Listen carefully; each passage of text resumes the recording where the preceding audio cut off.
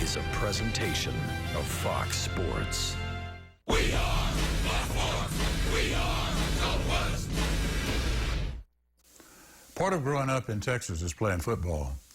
And perhaps the greatest thrill a football player can have is winning the Texas High School State Championship. This little part of the world we live in has a bit of grandeur to it.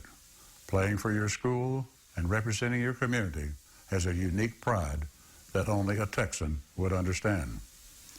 As the players strap on their helmets and buckle up, some will soon realize this dream. I'm Ken Hall, the Sugarland Express. The Texas High School Football Championships are coming up next.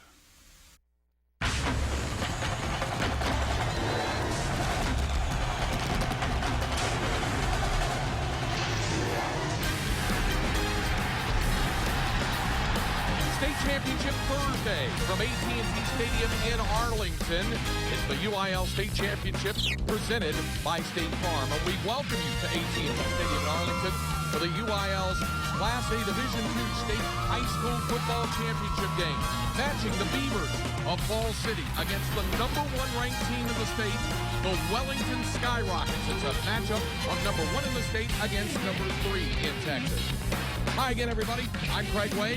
Happy to have Shay Walker alongside as we bring you game #2 of 10 state championship telecasts on state championship weekend here in Arlington on Fox Sports Southwest. And if game #2 is anything like game #1, Shay, we're in for a classic with Stanford winning its 6th state championship in the Class A Division I title round. Well, and they did it in back-to-back fashion, Craig, but they had to come from down 14 points in the second half to do it. Shiner played an outstanding game, but if that's going to set the tone for the table, then we're in great shape. Yeah, Stanford was the #2 team in the state. How about the #1 team in Texas? That's Wellington. The Skyrockets have indeed skyrocketed up the ladder in the UIL state poll, blew through an unbeaten regular season, and then after getting an opening round bye in the playoffs due to an uneven amount of schools and districts in the state, they have won handily over Sudan, Farwell, Seagraves, and a good Albany team that had been previously unbeaten before they beat them last week. Well, what makes the Skyrockets go? They have a very good quarterback in Clark Ashmore,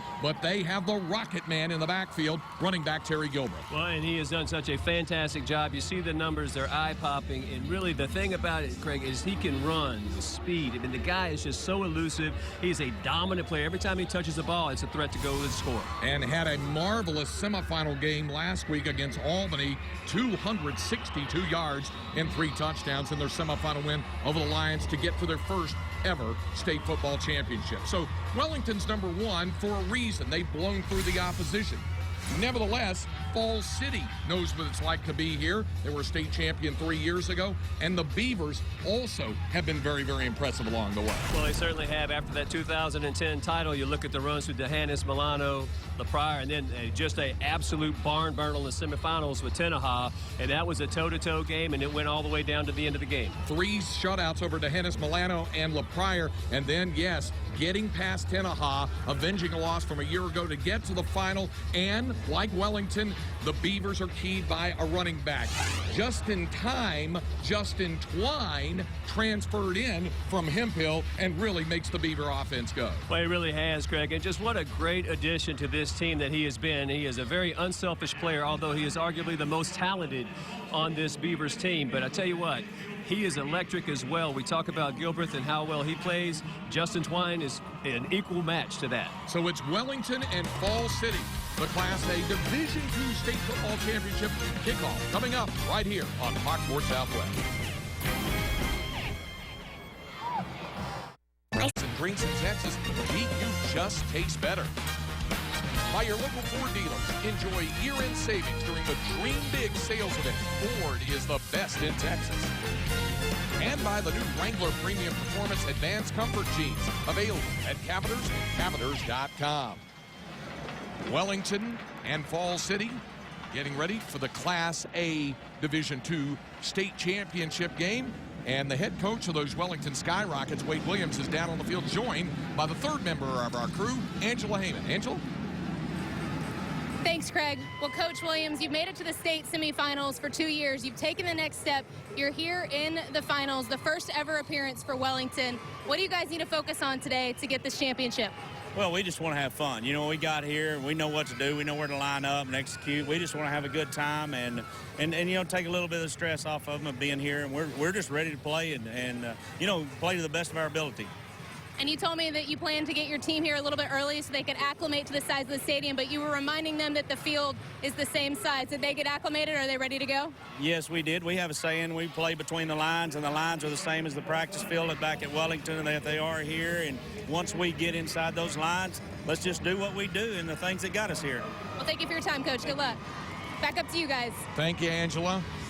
Brandon Stevens, a mere freshman, will kick it off for the Skyrockets.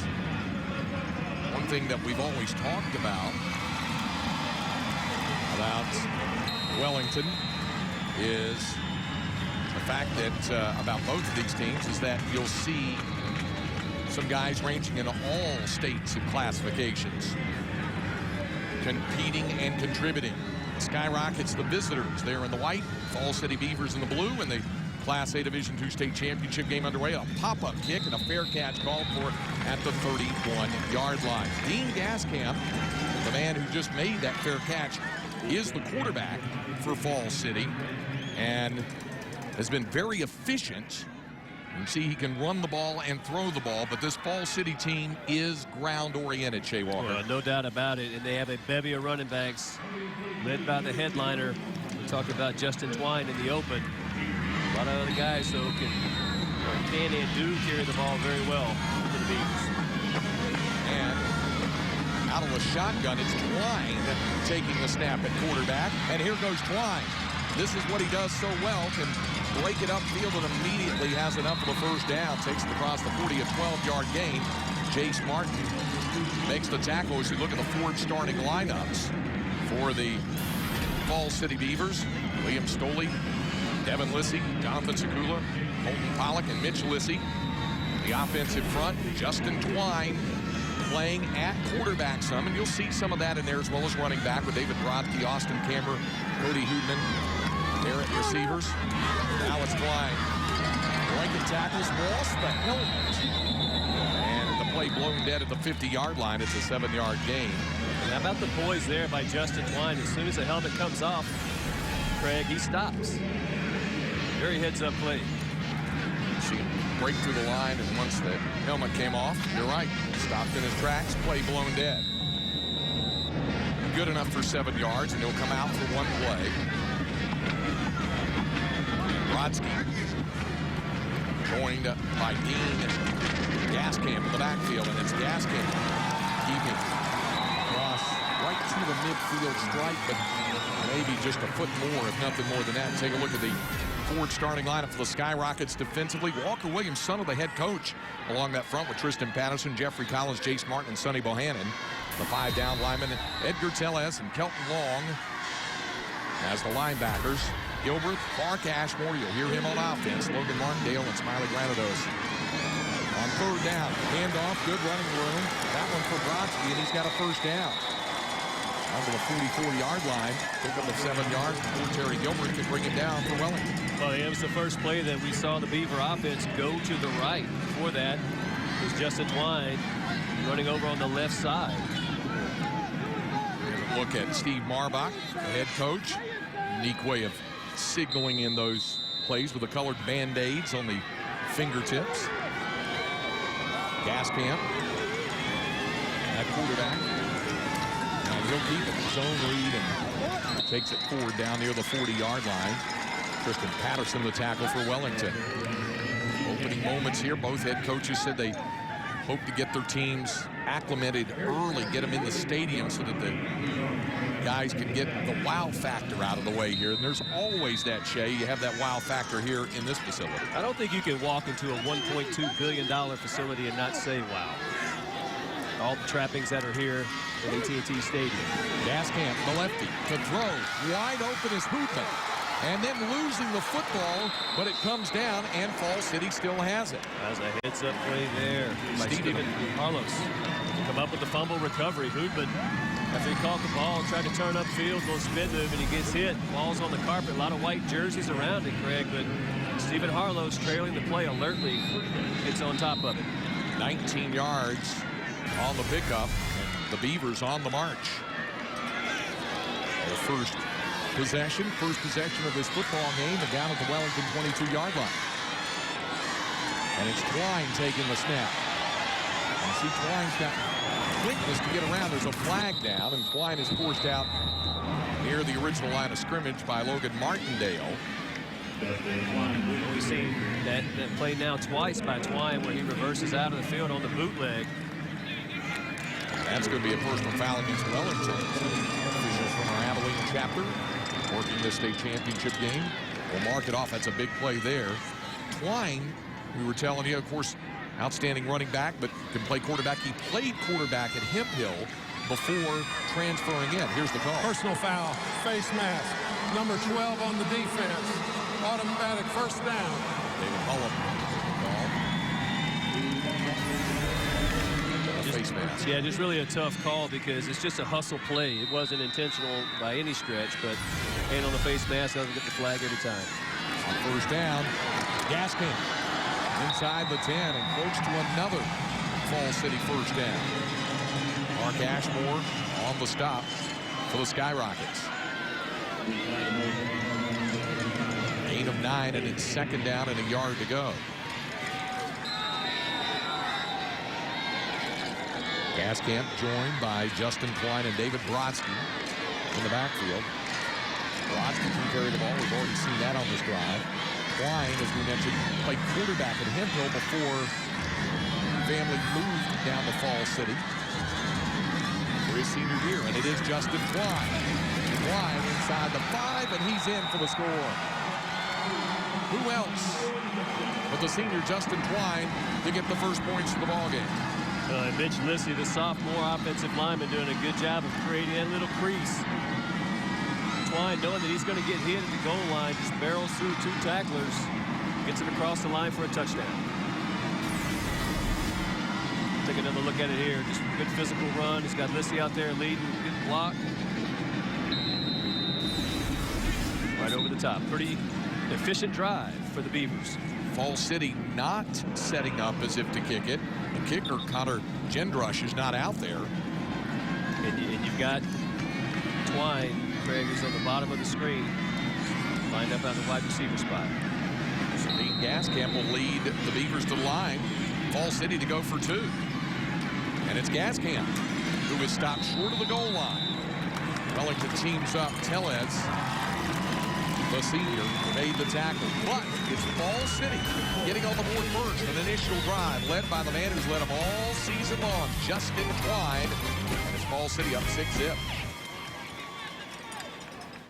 See the best teams in the state meet inside Cowboy Stadium for the UIL High School Fall City opening drive, impressive at that, as they take it 69 yards in 9 plays to get the touchdown. Justin Twine, a big part of that. Twine taking that center snap, the direct snap at quarterback, as well as at running back. A 6-0 lead. Well, it really highlighting and showcasing Justin Twine's athleticism, where those 2 reverse out of the backfield bootleg runs that he made, one to the left side and then one to the right side. There's the kickoff, a little squibber, bounced, and that's close. And was it fielded inbounds? Oh, it's going to be very close, Craig, and I think it is. This could be. I think they're going to say that it was fielded out of bounds. That's a break for Wellington. Wow, that was right on the sideline, right on the Skyrockets. Take another look here on the replay.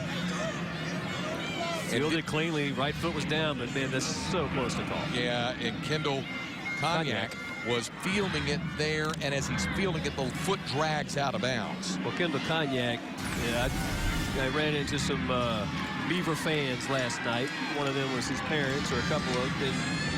Mom called him Happy Feet. He would have had real happy feet had he been able to stay in bounds on that. Mark Ashmore leads the Skyrockets out, and the toss to Gilbert on first down.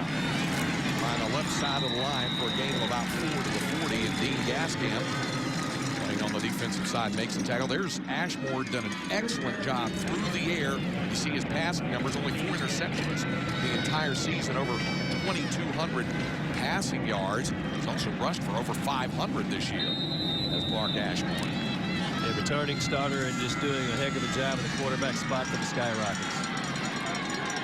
Second down and 6 for Wellington. And again, it's to Gilbert. This time the Beavers ready for him, and they'll drop Terry Gilbert for a loss of a couple as Tyler Moore drives him back. Look at a Ford starting lineup for the Wellington Skyrockets. Gilbert right there.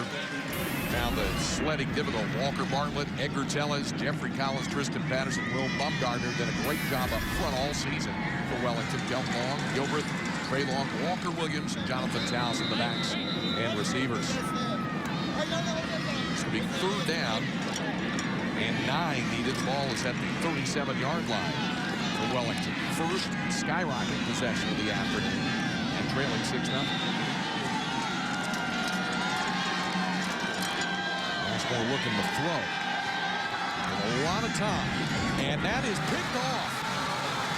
The senior leader, captain of his team, Eric Viatric, on the pick to give it back to Falls City in great field position at the Wellington 32. You know, Greg, it looked like Clark Ashmore on the play fake collides just a little bit with the running back, and I think that threw him off his rhythm. Just watch the snap here.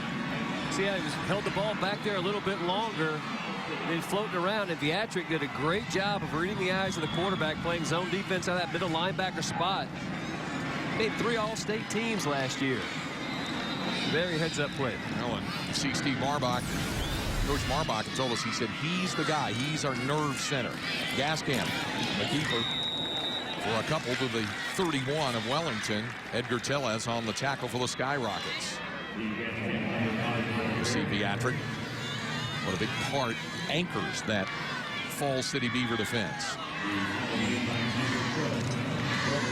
Second down at 8. Now for Wellington, you see Ashmore going back to play on defense after the interception thrown. To the ground to Twine. Outside. Eluding tacklers enough for a first down. Take it inside, down near the 23-yard line before Logan Martindale can bring it in. Well, the patience and the vision of Justin Twine. He hits it in the hole over on the left side. There's nothing doing. It's all white jerseys around. He takes a quick hop step to the right. Ends up picking up a first down. You can't coach that. Play designed to go to the left. He sees just a small bit of daylight to the right and exploits it. Now Gaskamp, the lefty, to throw and picked off by Gilbreth. Gilbreth unable to turn it all the way upfield. Gaskamp forced him out of bounds, but what a great play by Terry Gilbreth. For those of you watching 1A football, perhaps for the first time or haven't seen much of it, saying, wow, I'm hearing these same names on both sides of the ball. That's what they've done all season long. They contribute both offensively and defensively, and Terry Gilbreth did just that. Well, they have to. Gaskamp thinking that he's going to have an open receiver and an easy pitch and catch. Gilbreth, all that athleticism and closing speed, read the play perfectly, steps right in front of Harlow's. Makes the grab, and really that's a very heads-up play by Gaskamp to force him out of bounds, because otherwise Gilbreth would have been to the race, off to the races. So each team is committed a turnover. Falls City scored on its first possession, turned it over on the second. This is the second possession for Wellington, and here's Gilbreth off the swing pass, and not able to get it turned upfield. Excellent job by the Beaver defense, and guess what? Viatric helped stringing it out for what looks to be a loss of a yard. That was a momentum-changing interception by Galbraith, just to stem the flow and slow down the Falls City offense. Good job doing that, but so what, defensively, the Beavers, very athletic, a lot of speed, and you certainly know in defending the angles, if you will, stringing those plays out. Second down, call it about 10.5 needed for the first. Gilbreth in the backfield with Ashmore. And it is to Terry Gilbreth, but can't find running room. The big blue jersey to come over and get him, Eric Viatric. As we look at the Ford starting lineup on defense for Falls City, Carlos, Swearick, Devin Lissy, and Connor Gendrush. But it's Viatric, pronounced with a V. That linebacker anchors that linebacking born in the secondary. Dean Gaskamp, Austin Camber, Justin Twine plays in the secondary, and Tyler Moore. So it's now 3rd down and 11 for Wellington. Skyrockets unable to get on track here early. Ashmore will look to throw this time. Or a wraparound draw, and Gilbreth with running room. Outside with a break and a 1st down. That's what Terry Gilbreth can do for you. Outstanding run, open field moves, made a couple of guys miss. Looking like everything's going to go back to the right. You saw wide receiver running downfield, cutting along, raising up his hand, and then all of a sudden the ball's in the belly of Gilbreth, and he does a great job of eluding 2 tacklers, picking up the 1st down. So it's at the 45-yard line of Falls City after the nice run by Terry Gilbreth of 14 yards. Okay, he kind of has that glide running style. If you watch him, it's more, you know, I don't want to say Eric Dickerson, but it's not real quick and choppy. It's really that long stride and glide. Ashmore on a option keeper. Justin Klein brings him down. It's a 3-yard carry for Clark Ashmore. And 2nd down and 7.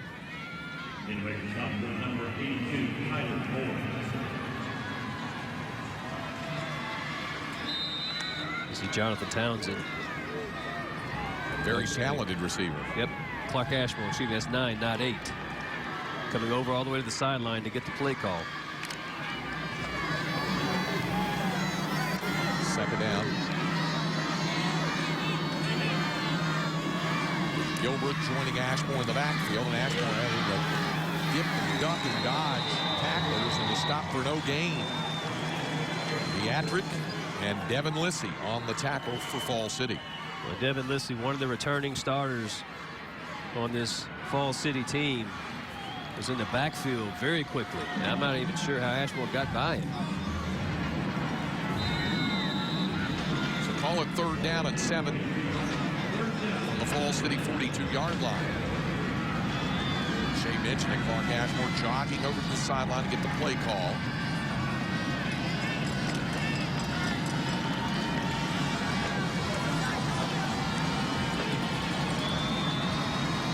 Down.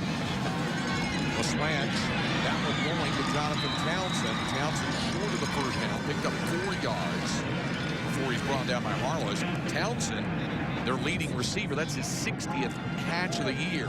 He's nearing 600 yards, and he has scored 10 touchdowns. The junior brings up 4th down and 3 here for Wellington. And an interesting spot on the field. Again, you don't gain a whole, or you risk a lot if you try to punt the ball from there. Obviously, you're out of field goal range.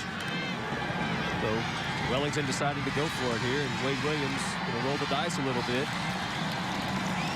early in the game. They'll line up 3 receivers on the bottom of your screen here.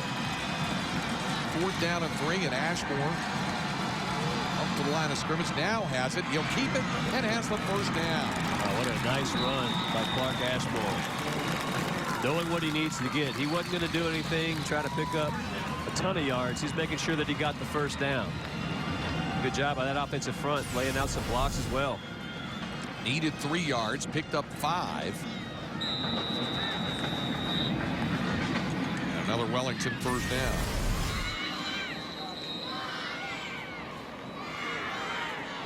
Late stages of the 1st quarter. And again, Ashmore getting the instructions from the sideline. They get a lot of exercise jogging across the sideline and back to the huddle for all the scrimmage snaps. And there's slant inside, and DJ McKnight, sophomore receiver. A gain of 3. Devin Lissy, the tackle for the Beavers. Well, a really great pursuit by the Beavers defense. They see that wide receiver screen, and Lissy recognizing it, selling out, coming up with a big tackle and is limiting that to a short gain. 3 yards on 1st down, and so it's 2nd down and 7.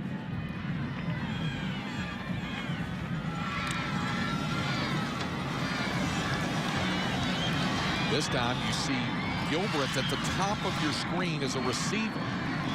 And off an empty set, Ashmore to keep it himself, and a great ankle tackle made by Connor Gendrush. Gendrush stopping Ashmore for no gain.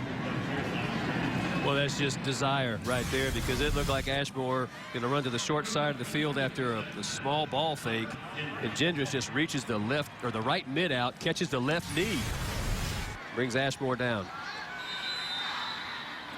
Second consecutive 3rd down and 7 facing Wellington. Gilbert back in the backfield now. From under center, it's a handoff to Gilbert, dancing forward, and again, only a short gain near the 26-yard line. Dean Gaskamp the tackle, but it's going to bring up 4th down, and once more, Wellington will have to convert a 4th down. Yeah, kind of interesting, too. You see Gilbert getting down in a 3-point stance as Ashmore went under center. The Rockets trying to lay low to pick up that 1st down. 4th down. And nearly 3 yards needed for the first for the Skyrockets.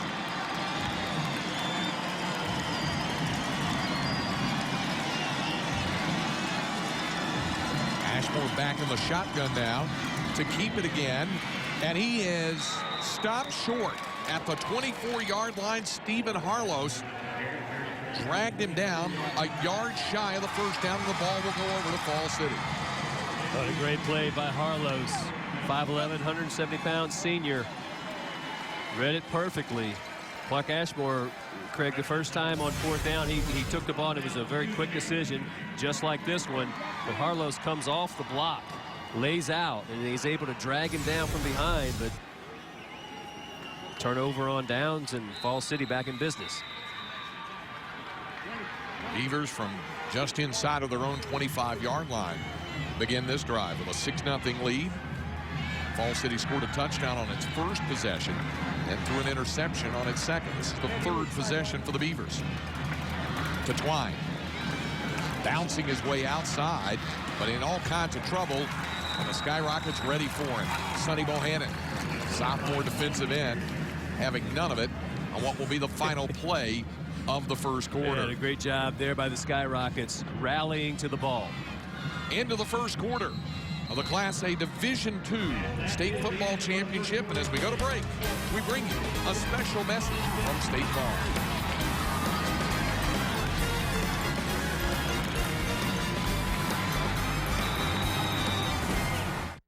We welcome you back to AT&T Stadium in Arlington, the UIL's Class A Division II State Football Championship. The Fall City Beavers with a 6-0 lead on the Wellington Skyrockets. As we get quarter number 2 underway for Fall City, it'll be a 2nd and 11 from the Beavers' 24-yard line. And Gaskamp to throw. Downfield for Twine and incomplete. Defended by Clark Ashmore as he knocks it down. Well, you won't see better coverage on one of the more explosive players in this game. Clark Ashmore doing a great job turning over that roll from quarterback, flipping the sides and going to defense. He played the ball perfectly. So we'll bring up 3rd down here for the Beavers. And Gaskamp with the signal in and a 3-wide receiver set. Justin Twine now will flex out as a 4th wide receiver. So on 3rd down, Gaskamp looking to throw downfield and caught. Nice catch made by Harlos, the senior tight end, and a 1st down. The ball out at the 38-yard line. I want to welcome to the booth the athletic director of the University Interscholastic League, Dr. Mark Cousins here. We were just joking about it's 1 down, 9 to go, but an excellent start to state championship weekend. Yeah, there's no better way to kick off state championship when the game that goes all the way down to the end. And great comeback by Stanford to win a state championship for the 2nd year in a row. Outcome for them to win a state championship here in AT&T Stadium in Arlington. 1st down, and Gaskamp on the keeper hit right at the line of scrimmage for no game. And for folks who don't realize it, It's actually the second state championship weekend after the six-man state title games were contested indoors for the first time ever. And I heard nothing but outstanding things. Of course, I had an opportunity to call the action and enjoyed it. And I know it was a great weekend for the participating schools as well as for the UIL. It was very exciting to have a chance for those six-man schools to come and play here in the stadium, and for the stadium to be able to set up, bring in the old H goalpost, the double goalpost, and have a chance to put the sideline on a little bit further in and let us play on our 80 by 40-yard field.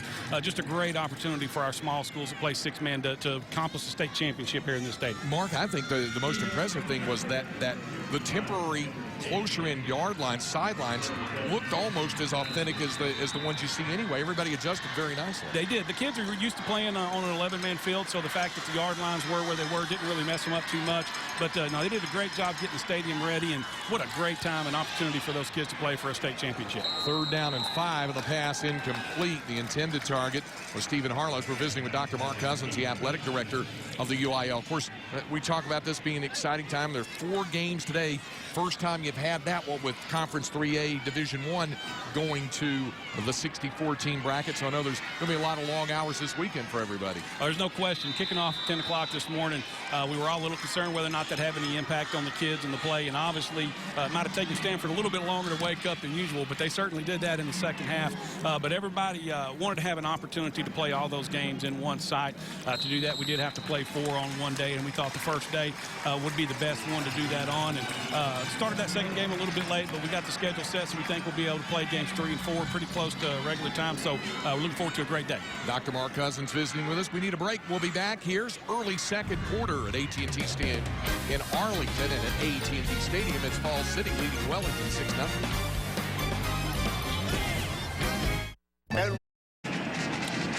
6-0 lead for Falls City here.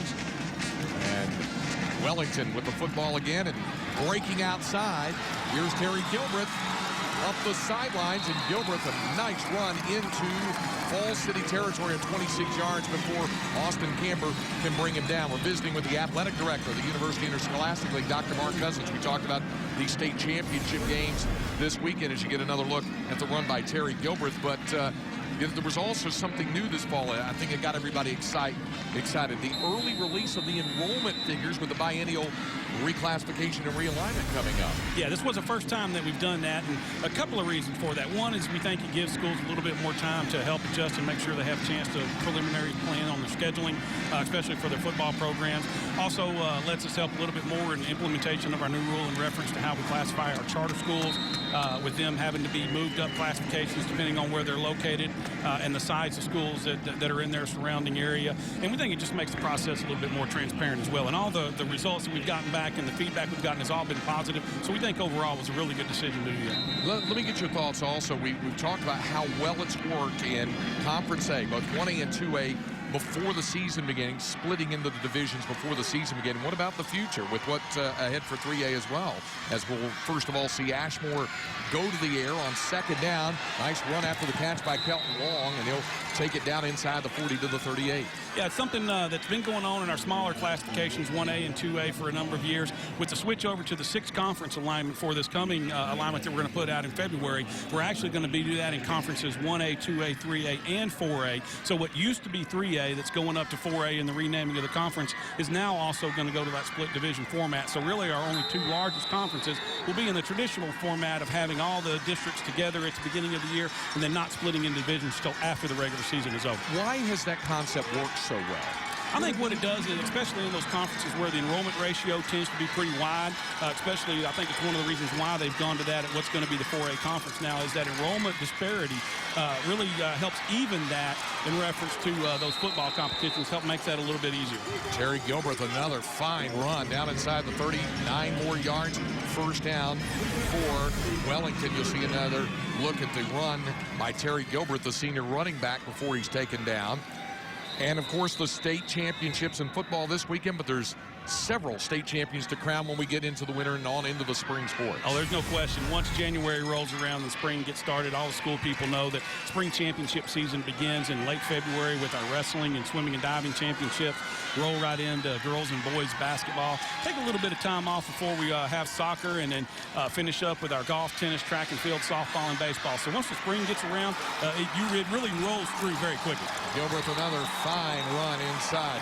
Well, Mark, it's always great to see you. It's off to another great start this weekend. We always appreciate you dropping by, and continued success on a very exciting weekend. Appreciate the opportunity to come speak to you. All right, Dr. Mark Cousins, the athletic director of the UIL. Terry Gilbert up to 68 rushing yards, Shea Walker, and he's had some really hard, effective runs. Well, he has, and he bounces through a couple of arm tackles on that particular play, a first down run, and he picks up another first down for the Skyrockets. So seems like he's starting to settle in, and that's kind of how all the great backs are, Craig. You know, you kind of get that rhythm, and once you start to hit stride, it seems like Gilbert is hitting stride.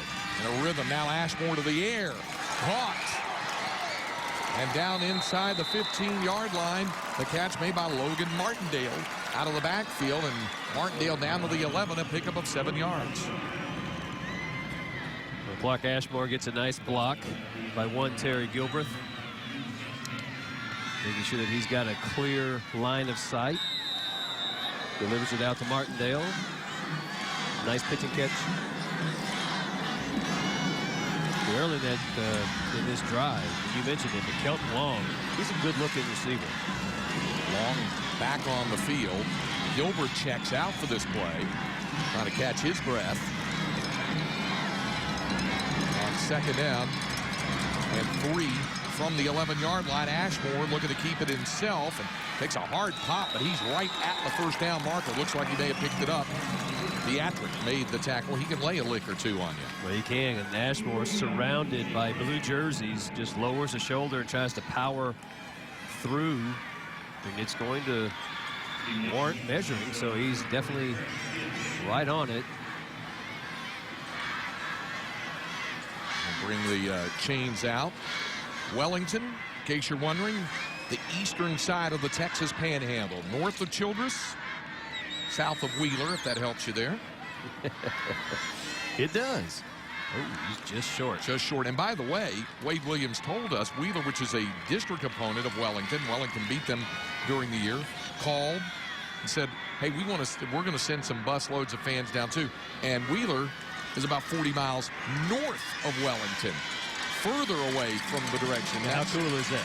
Great support from them and the folks in Childress.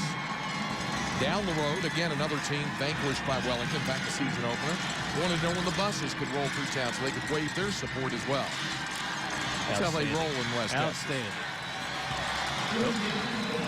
Third down and inches. But Ashmore to take the snap from the shotgun. He has Martindale in the backfield to block for him. And even though he's collared, he's got enough for the first down. It'll be first and goal for the Skyrockets. Harlos wrapping up Ashmore. Well, you see the hit there by Harlos. Ashmore had a lot of momentum, and again, we've seen him do this on 4th and short before. He just takes off on a clear bolt. Harlos does a good job of corralling him, but not before he can pick up the first down. From the 7, it'll be first and goal for the Skyrockets. Gilbert back on the field now for Wellington. Ashmore to go right under center to take the snap. With Gilbert, the back shifting out now. Ashmore looking to keep it himself. This time the Beavers ready for him. They stuff him right in the tracks. Beatrick and Gendrush on the tackle. But Gendrush doing a great job on that interior line, just plugging up everything, because as soon as Ashmore lowered his shoulders to try to even move an inch, Gendrush was there, and then Beatrick comes in and cleans up. But the front for the Beavers doing a good job right there of holding this Skyrocket offense in check. Second down and goal for Wellington. Gilbreth and Martindale, the split backs behind Clark Ashmore. And Ashmore dropped the snap, had to fall on it. Maintains possession, but they'll lose a yard there, and now it's 3rd and goal from the 8. Yeah, it looked like Ashmore, Craig, came out just a little too quick. And alertly gets back on the ball. It's 3rd down and goal. Another look at it here, Shay. Yeah, just a little bit low off the bottom of the left hand, and there's a heads-up play, and I'm telling you, Devin Lissy is right on top, and Ashmore not been able to come up with that ball. Would have been a big turnover. But still 3rd and goal. Have an opportunity and trips up to the right. 11th play of the drive. Ashmore throwing, caught by Gilbert for the touchdown. We mentioned that Gilbert is a weapon out of the backfield, catching the football in as much as he is in running the ball, and he takes that pass in for the score. Well, it wasn't easy, but the Skyrockets do get on the board. And Gilbert, I believe he was being covered out wide by Justin Twine, and looks like he runs a little solo smash route. You see him posted in there, breaks it back out. Nothing but real estate in front of him, and he knows he made a great play. For the conversion is Edgar Tellez. Well, but Wellington looks like they'll go for 2. Yep, Ashmore going out. Ashmore is out there trying to make it a 2-point lead, and Wellington wants to call timeout to discuss it here. 4:58 to go in the first quarter. In the first half. 6-6 the score. Wellington and Fall City in the 1A Division II State Football Championship from here in Arlington at AT&T Stadium. Wellington discussing whether or not to go for 2 or kick the extra point. Another look at the touchdown. Well, here's the play again. You see Gilbert down at the bottom of the screen, but the guys up front doing a good job of allowing Ashmore the time to let that little smash route develop. Easy pitch and catch. And Craig, as you said, Gilbert was coming off the field for the apparent 2-point conversion. And if I'm Clark Ashmore, I'm going to call a timeout as well. I'd rather have him on the field than off the field. Well, Gilbert is going to stay off the field as Wellington is going to go for 2. But Terry Gilbert not out there. And you'll see Jonathan Townsend lined up, and right behind him is number 55, Edgar Tellez. So this has got trickery all over it. 3 receivers bunched up, and you're right, there's Tellez lining up. And Ashmore to take the snap as the Skyrockets go for 2 and the lead, and it's Ashmore keeping, pushing forward, and is he across? Ball came out, and it's Beatrick who comes up with the recovery, and so the try for 2 is no good, and the score remains 6-6. Clark Ashmore trying to take it in for the go-ahead 2-point conversion. Fall City had other ideas.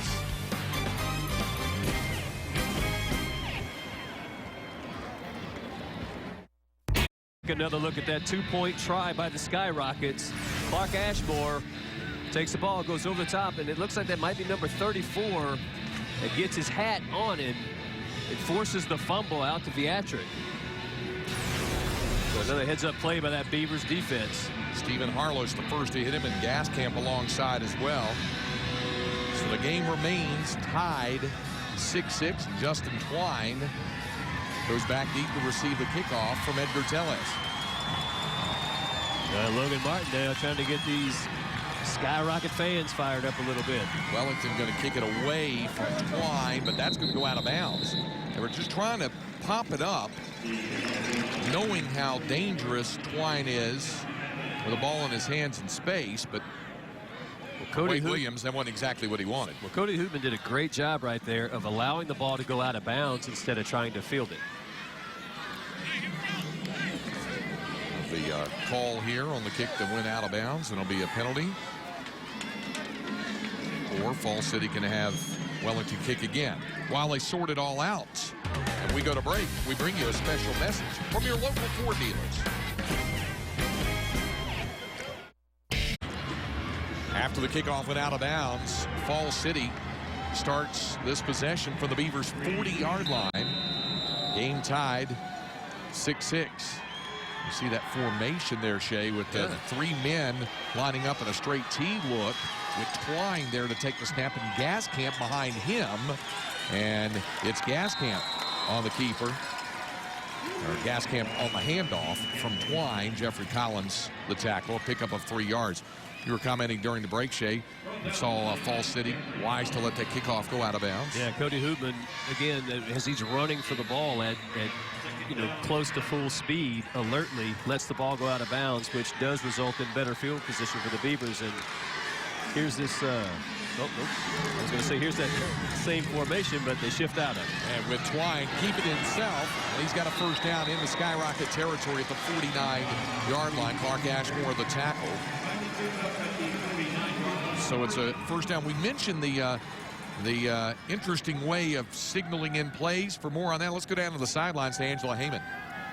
Well, Craig and Shay, I actually spoke to Dean Gaskamp's mom. She's over here on the Falls City sideline, and I asked her about that. She told me that that has everything to do with how they call plays. First, the guys in the field look at the managers who are holding up colored signs. Once they see the color, they then look at Coach Marbach for Falls City. They see how many numbers he's holding up on his fingers, and they look at the color, and the number tells them what play it is on the sheet. So pretty interesting way to do it. He's got the colored band-aids, of course, so they can see it off of the dark blue. So interesting way to do it. I like it. And a fashion statement, no less, Angela. Thank you.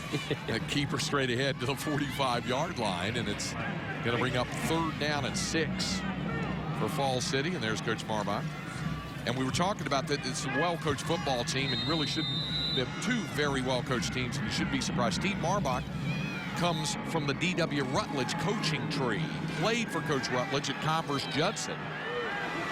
And has gone on and done a good job. There's David Brodsky on the carry. Craig, to carry that just a little bit further, when we were talking to him earlier in the week, he was the head coach at Pettis, which is a district rival for Falls City. This is only his 2nd year, and after what we'll call somewhat of a slow start last year, they make it all the way to the semifinals. Not a bad year, and then what do you do for an encore? You make it to the state finals. Falls City trying for its 2nd state title in the last 4 years. Wellington in the title round for the first time ever. So it was 3rd down and 4 for the Beavers. Gaskamp. Keeper and Wellington ready for it. Stop him after a gain of only about a yard. Jeffrey Collins, the tackle. 4th down coming up for Falls City here, late stages of the first half. That was a really nice job by the Skyrockets defense. It looked like Gaskamp had David Brodsky on the option run and maybe an opportunity to pitch it out, but the penetration, he had to make his decision way earlier than he wanted to, and hats off to the Skyrockets for coming up with a big play. 4th down. We'll see what Coach Marbach wants to do here. Falls City may elect to run clock down and take a timeout here before discussing options on 4th down, and I think that's exactly why Steve Marbach is over by the official and said, yeah, I'll put all my color-tipped fingers together and use it to signal a timeout. So that's what we have here with 1:57. Timeout, Wellington, first of the half. Actually, Falls City calling the timeout, but I think everybody understood that. So the timeout called by the Beavers, and they have 4th down coming up. This is the 2nd state championship game of the day, as Stanford won the opener with 34 unanswered points to win the Class A Division I state title, rallying from a 28-7 third quarter deficit to defeat Shiner 41-28. I want to remind you that nightly on Fox Sports Live, Jay Onray and Dan O'Toole will bring you all the scores, news, and highlights you need. Don't miss Fox Sports Live nightly on Fox Sports 1. Find Fox Sports 1 on your provider. Go to foxsports1.com now.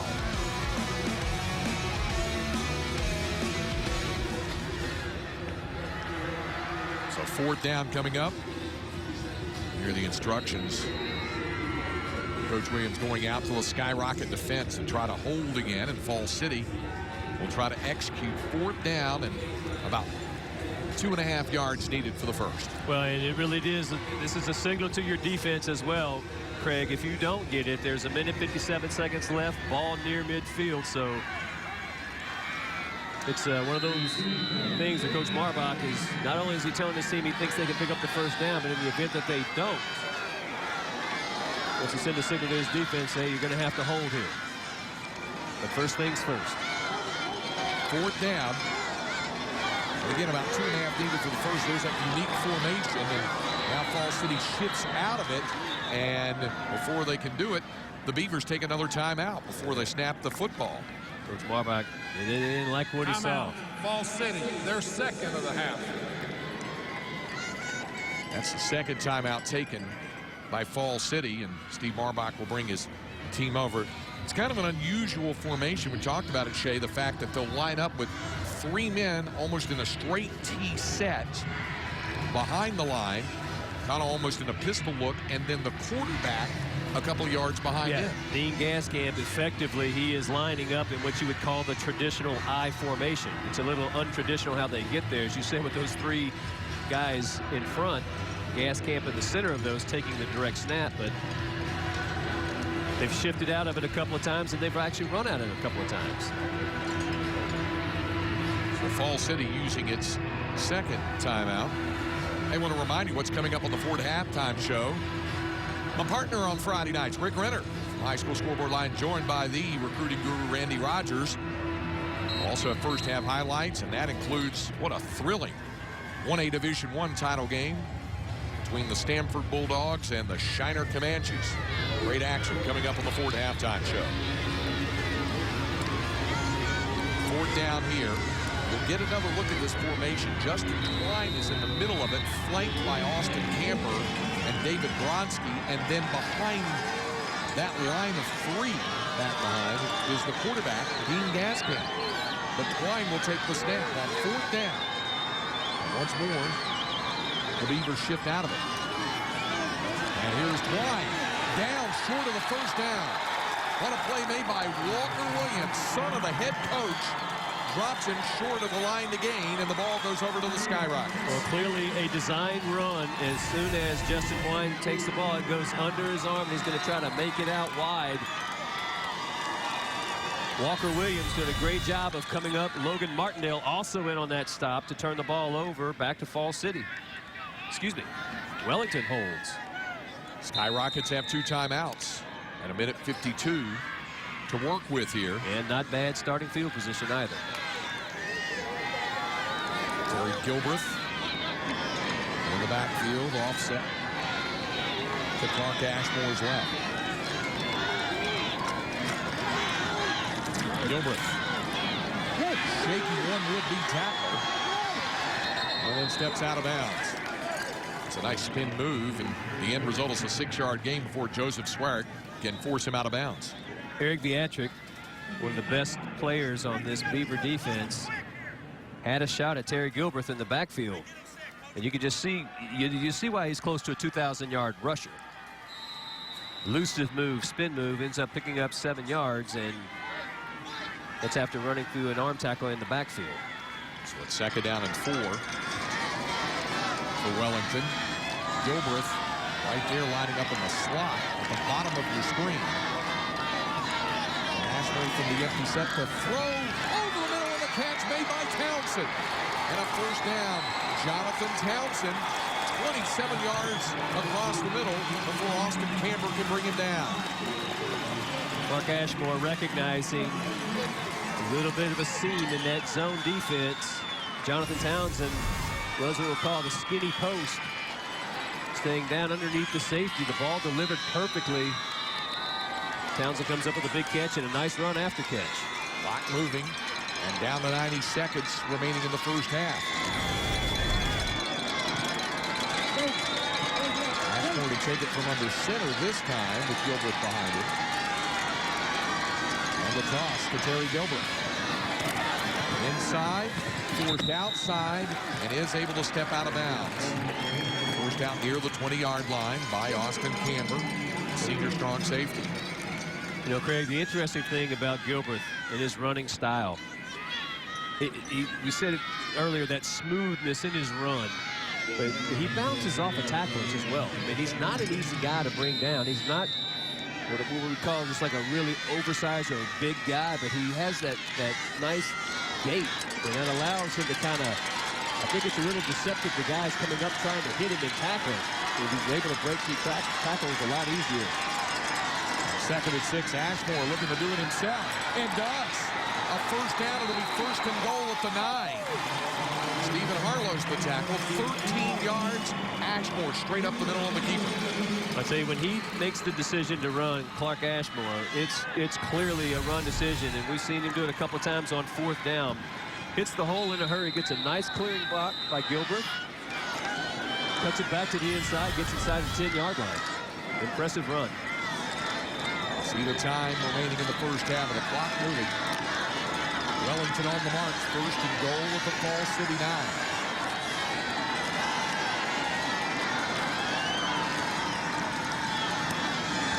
Ashmore looking to throw again. The man is open, and the catch by Logan Martindale is a touchdown for the Skyrockets.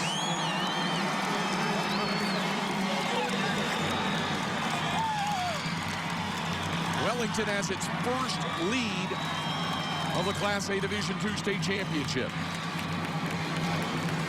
I don't know if you'll see a better throw, Craig. Take a look at the touch that Clark Ashmore puts on this ball. He gets it right over the defender where only Logan Martindale can snag it, and he does a great job of catching it, bringing it in for the score. The Skyrockets look again to try for 2. Ashmore was hit and fumbled, keeping it only after the first touchdown. Not this time. He's in for the 2-point conversion. Very similar play call, and Clark Ashmore did the rest. Well, that play, it looked like he took it out just a little bit wider instead of going right at the teeth of the defense. Had a little bit of a crease on that right side. Comes up with a 2-point conversion. Chest bump there from the senior quarterback. And Wellington, the #1 team in the state, has the lead. Take a look. You're going to have Logan Martindale. He's going to run this route out here, and the ball is going to be thrown perfectly right over the top, Craig. Well, you mentioned it. What touch on that pass. Yeah, he just laid it out there beautifully. Martindale comes up with a great catch. Puts his team in front. So the Skyrockets, after trailing 6-0, Falls City scoring on the opening drive of the ball game. But Wellington has rallied back and has grabbed the lead. Wellington started the season ranked in the top 10, but down near the bottom of the top 10, it slowly rose up the poll as a couple of higher-ranked teams were knocked off, and by late in the season, as we mentioned, Wellington had indeed skyrocketed to the top of the top 10. Here's the kickoff by Tellez. Klein to bring it back. Trying to get outside and does. And then Klein forced out of bounds, but an excellent return out to the 45-yard line. A 22-yard return, and there's time for Falls City. With half a minute to go in the half, and the Beavers with a timeout as well. Well, it's not very often you see your middle linebacker as your kicker, but to the point you made earlier, when you have the numbers of these smaller classification schools, you have to do that. And I'm going to tell you what, Edgar Tellez did a great job of forcing Justin Twine out of bounds right there, so he could not pick up any more yards. So the Beavers from their own 45 here. We've seen the left-hander Gaskamp certainly able to throw the ball. Twine at the top of your picture is the receiver. Keep an eye on him. Sure enough, they'll set up a screen this time, though, to Brodsky. Brodsky with running room. And only Clark Ashmore to beat, who horse collars him, I believe. And maybe not. He grabbed him and finally slung him out, but it's a 35-yard gain and a first down at the Skyrocket 20 for Falls City. I tell you what, for a high school team, this is going to be a great screenplay. Looking out off to the left, and take a look right here. This blocker goes back. You don't see that very often in the screen game, and that is what allowed or kept the defenders from catching up to David Brodsky. But what a big play by the Beavers. And you saw Clark Ashmore avoided the horse collar, went below the collar area to grab the jersey for the tackle. But that's a big play of 35 yards, and here are the Beavers trying to answer the Wellington touchdown with one of their own with just a few seconds remaining in the half. Gaskamp under pressure this time, but throwing for the end zone and incomplete. He was looking Downfield for Twine, and he was covered by Terry Gilbreth. Mano a mano, the two great backs. I was going to say, you won't see two better athletes on the field today, and Gilbreth covering Twine, doing a great job of making sure he does not come down with the catch. 16 seconds remaining in the half, and yes, Falls City with a timeout. Still at its disposal at the Wellington 20. Twine again as a split receiver. And you see the matchup, Gilbreth here, Twine here. Gaskamp spinning through, and down he'll go. Great play made by Walker Williams.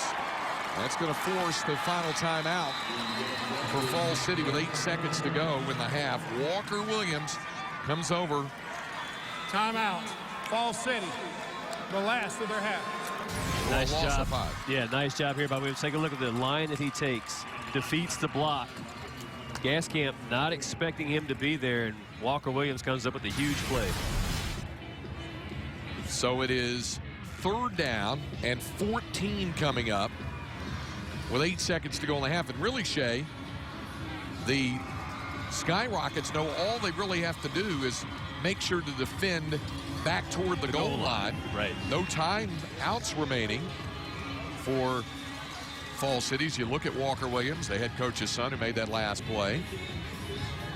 And if they keep the play in front of them and make the tackle, time will run out unless the Beaver player was able to get out of bounds. But otherwise, time will expire in the first half. Well, there's a chance that they could have 2 plays, Craig, but I agree with you. With only 8 seconds, no timeouts, the only way to stop the clock is to go out of bounds, which would create a 4th down. No big deal. But even if you get a 1st down with no timeouts, the clock's going to burn out before you can get another play off. So I think right here, you got to go to the end zone. It'll be 3rd down and 14 at the Wellington 24-yard line. And if you go into the end zone, you just may get 2 shots at it if you go Goodman and Twine are the wideouts. And Wellington going to call a timeout here as Wade Williams has seen the alignment. And he wants to go ahead and set his defense. They had a little bit of confusion. Sonny Bohannon ran on late. They weren't sure that they were in the right defense and wanted to make sure wisely use the timeout. Well, we told you this is game number 2 of 10 in 3 days here on Fox Sports Southwest. It's game number 2 of 4 today on the first day of state championship weekend. Saw the Class 1A, the Conference A Division I state final earlier with Stanford rallying back to earn the school's 6th overall state championship. Back-to-back titles for Wayne Hutchinson and the Bulldogs. After this one, we'll have championship live, and then coming up right around 5 o'clock, the 2A Division I state championship. Another defending state champion, the Yeomen from Cameron. And the Yeomen will take on the Wall Hawks, who fly in from the Concho Valley. First ever appearance in the state championship. And you want to see a contrast of styles? You bet. Triple option wishbone. Triple option football for Wall. That'll be a lot of fun. And then the nightcap, a rematch of that classic 2 years ago, Refugio and Cisco in the 2A Division II title. That's all still to come today. 3rd and 14. Gaskamp hits, he throws, and it's incomplete. Boy, did he take a pop. That's why the close short hop, Tristan Patterson, the junior defensive tackle, brought the heat right down the middle. Falls City does have one more snap here. It just gets unloaded on. Take a look. Tristan comes right up the middle. Nice swim move. It just plants Dean Gaskamp. So here it is, 4th down. One more snap for Falls City. You got Justin Twine back to receive the snap. Gaskamp out wide at the top of the screen. So Twine to take the shotgun snap. Final play of the half, barring penalty. Twine being chased. Under pressure, and he'll go down. Wellington brought a lot of heat on the final play of the half. Keaton Smith, the senior, the junior Tristan Patterson lead the skyrocket attack, and Wellington will take an 8-point lead into the locker room at halftime. Well, doing it with defense. Guys up front, Justin Twine, very athletic, tried to make something happen, but never had an opportunity to really set his feet and throw the ball. He was on the run the whole time. Those 3 white jerseys in the backfield come up with a big stop. So it's a 14-6 lead for the Wellington Skyrockets, the state's top-ranked school, going into the locker room at halftime. And along with head coach Wade Williams of Wellington, let's go down to the field to Angela Heyman. Thanks, Craig. Well, Coach Williams, big momentum shift there at the end of the half. First you score a touchdown, then you get a big stop, and you don't let Falls City score. What will that do for your team in the second half? Well, it brings us out with a lot of momentum. I think our defense is starting to play well. Our offense is starting to block them. The first quarter, I don't think we blocked anybody, and, you know, they were taking advantage of us. Now they're starting to slow down a little bit, and our kids are staying in there and getting things blocked, and we're moving the ball on offense. Defensively, we're flying to the football and wrapping up. Well, thanks, Coach. Good luck in the second half. Thank you. Wellington leading 14-6 here at Cowboy Stadium, the 1A D2 state championship. Rick and Roger will have much more after the break.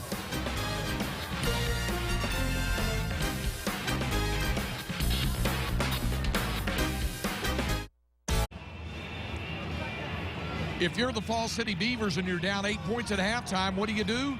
You get excited. You jump around, roll around, and get ready for the start of the third quarter. We're doing that here in Arlington at AT&T Stadium. Craig Way, Shea Walker with you. Halftime of the Class A Division II State Football Championship.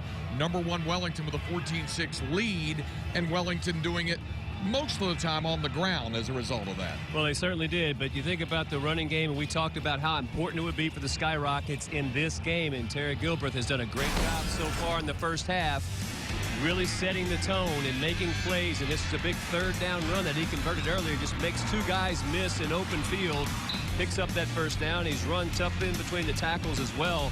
Just one of those players, Craig, we said you got to count for him. And so far the Beavers, they may have done an okay job, I guess, bottling him up, but they bottled him up for 78 yards. And he, of course, scored the touchdown there. Justin Twine, on the other hand, started off with an ultra-hot hand, taking snaps directly as a quarterback. But then the Skyrockets defense tightened, and he did not get as many yards. You see that touchdown run there, a short one, but really not very much more room for Justin Twine. Well, it takes us to the first half stats presented by Ford. You see Falls City only 63 rushing yards. Justin Twine had a lot on the first series. Not much since he only has 31 rushing yards. Wellington starting to get its offensive gear. And you heard Wade Williams say, I didn't think we blocked anybody in the first quarter, but he feels much better about how it's going down. Well, they certainly have played a lot better since the first quarter, have the Skyrockets, and that's why they're leading in this game. So what does Falls City do about it? Well, let's go down to the sidelines to Angela Heyman. Thanks, Craig. Well, Coach Marbach, your team has 9 shutouts this season. They're trailing after the first half, but their defense knows how to play. What did you say to them in the locker room? Really, for us, the locker room is all about attitude. You know, Wellington brought more physicality the first half than we did. We told our guys before the game whoever's more physical is going to win. They're tremendous athletes. We got some tremendous athletes. So if we out-physical them in the second half, we got a great chance to come back and get it. And I know you're a little winded right now because I just saw you and your players do something that is so cool. I haven't seen something like that in a long time. You were getting them fired up out of the locker room. Tell me about that. They were chanting, "We are FC." Well, yeah, like I said, that's attitude. You know, that goes back to our boot camp that we do at the very beginning of football season. And we knew that we were going to have almost a perfect day, which is what has to happen in boot camp. And so far, we've been far from perfect. But if we play a perfect second half, we feel like we can do it. Thanks for your time, Coach. Good luck in the second half. Craig, back to you. All right, thanks, Angela. And right away, Falls City trying to pull the surprise there with the onside kick to start the second half, but Wellington ready for it. Take a look at the State Farm stat from the first half as you look at Clark Ashmore going out there, and look at Wellington, how they got their offense in gear after those first 2 possessions. Well, they're getting big plays, Craig, from their wide receivers as well as Gilbreth, and Clark Ashmore doing a masterful job. And here he is again, managing the offense, picking up the first down. 12 yards before Dean Gaskamp can make the tackle. And the Skyrockets on the move. Falls City trying to catch Wellington off guard with that onside kick to start the second half, but the Skyrockets ready for it. And after the 12-yard gain by Ashmore, Wellington in business with a first down.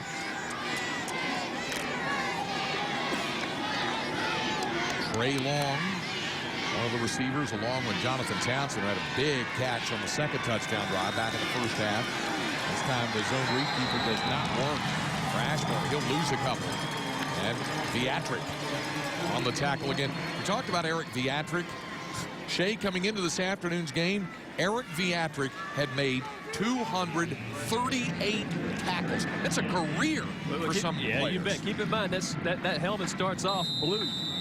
You can barely see any blue on it, and that's for big plays, big hits. He made another big one right there, creating a negative play. He now has a total of 13 tackles for losses, including 4 here this afternoon. 2nd and 12 for Wellington. A little miscommunication here with the Skyrockets. And in fact, Wellington has to use a timeout. Wade Williams saw what was coming there and said, let's talk about this. So he'll take a timeout here to make sure that all of his guys are on the same page here on this opening drive of the 3rd quarter. I'm sure Coach Williams feels this is important. Falls City tried the onside kick, didn't recover. Wellington in excellent field position, a chance to maybe get a little separation if they can get it downfield and get it into the end zone. That's exactly right. And then when you go with a negative play on 1st down because of Viatric's nice play for the Beavers, you want to make sure you get the right play called and you don't take a delay penalty. And there's a little bit of confusion. Jonathan Townsend started out wide, moved back into the tight, so a too tight set. There's a lot of guys moving around, and wisely Coach Williams calls a timeout. This is the 2nd of 4 state championship telecasts here on Fox Sports Southwest. Coming up, 5 o'clock, the defending state champions from Cameron, the Yeomen, led by their senior quarterback, Jason Capriva. You see his very gaudy numbers during the course of the season. That's coming up as Cameron Yo will take on the Wall Hawks in the 2A Division I state title. Out of the timeout and in motion was Gilbreth. And a lot of time for Ashmore. Looking to run now is Ashmore, and he'll wind up settling for a short gain after all is said and done. 4 yards. Tyler Malcolm, the senior linebacker, with help from Viatric, ran him out of bounds. Well, really good defense by the Beavers. No receivers were open, and Ashmore had all kinds of time. But as he takes that ball and tries to run and pick up yards, take a listen here to the hit. That's some popping of the pads there. Tyler Malcolm coming up for that Beavers defense. 3rd down and 8. And now Ashmore flexing out of the backfield. Gilbert taking the snap, but this is going to be a false start call against the Skyrockets. First time we've seen them flex out of that with the direct snap out of the Wildcat going to Gilbert, but it'll cost Wellington 5 yards.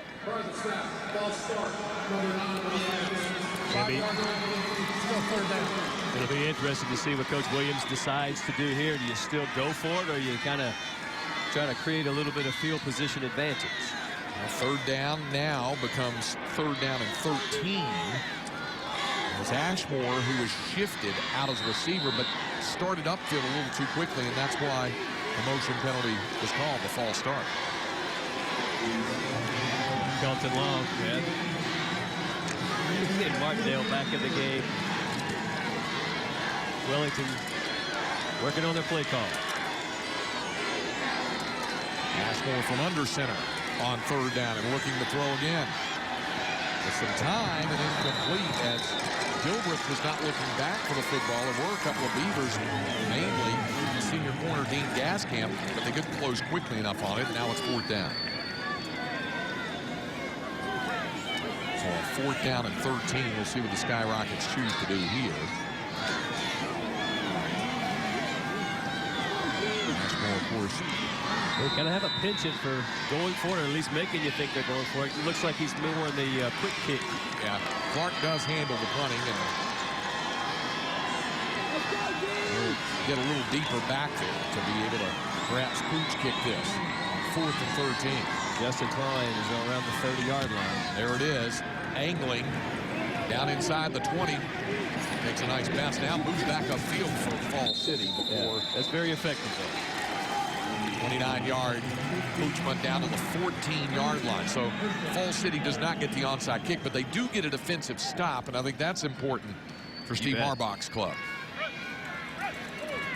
A chance now for the Beavers to go back to work. They had a 6-0 lead. Wellington, a couple of touchdowns, and now we'll go back on defense. And as we go to break, we bring you a special message from Dairy Queen.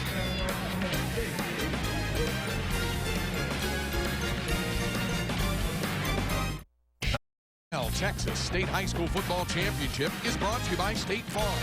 Visit texas.statefarm.com to get to a better state. By DQ, for the best tasting treats, eats, and drinks in Texas, DQ just tastes better. And by your local Texas Ford dealers. Enjoy year-end savings during the Dream Big Sales event. Ford is the best in Texas. And by the new Wrangler Premium Performance Advanced Comfort Jeans. Available at Cavenders and Cavenders.com. Fall City gets a defensive stop.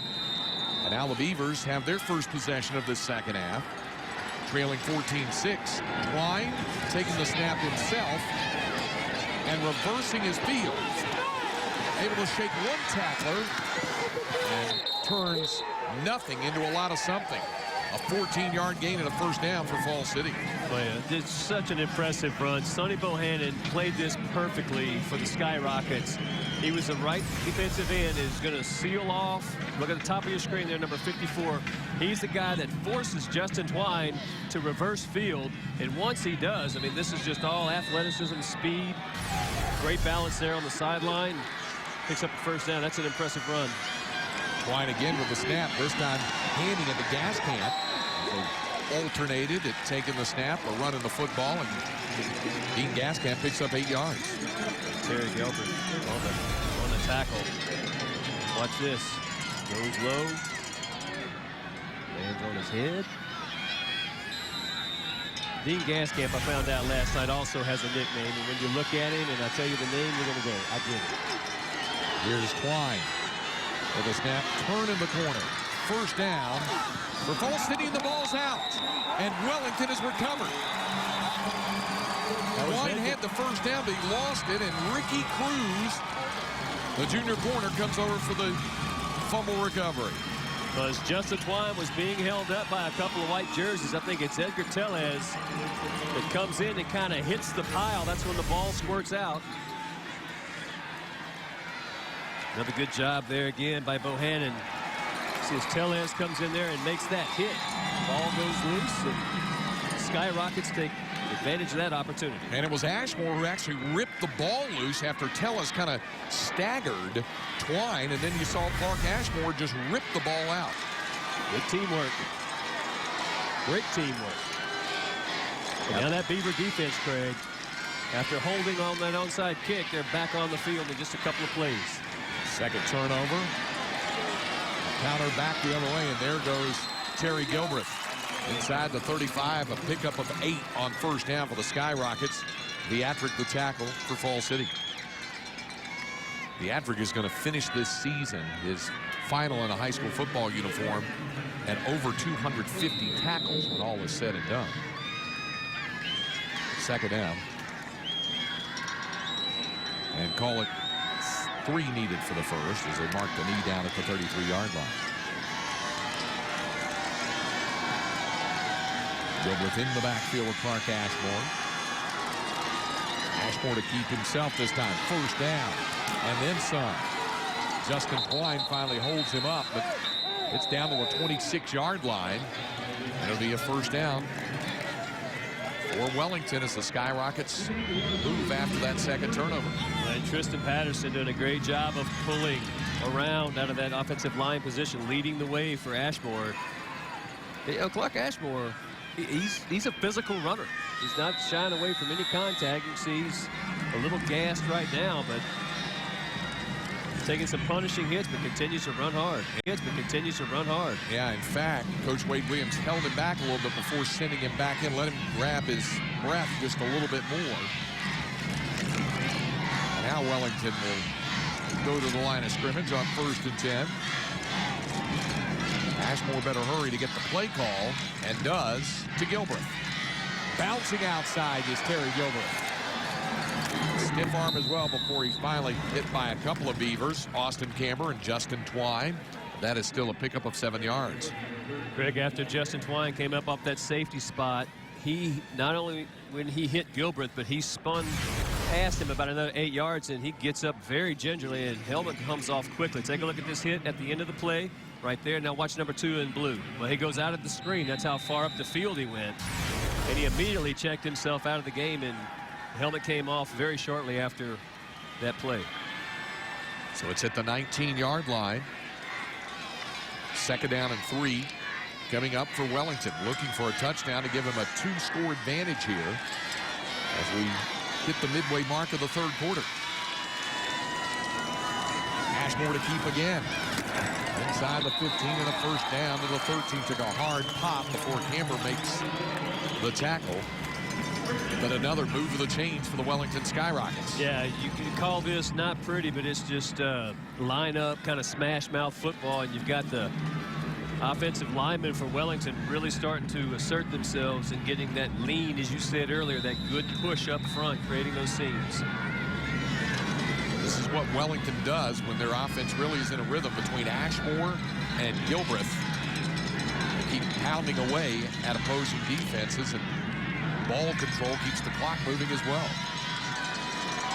Those 2 weapons are in the Skyrocket backfield again here for 1st and 10. This time it's Gilbert's call. Gilbreth to the goal line and across for a 12-yard touchdown. His 2nd score of the afternoon.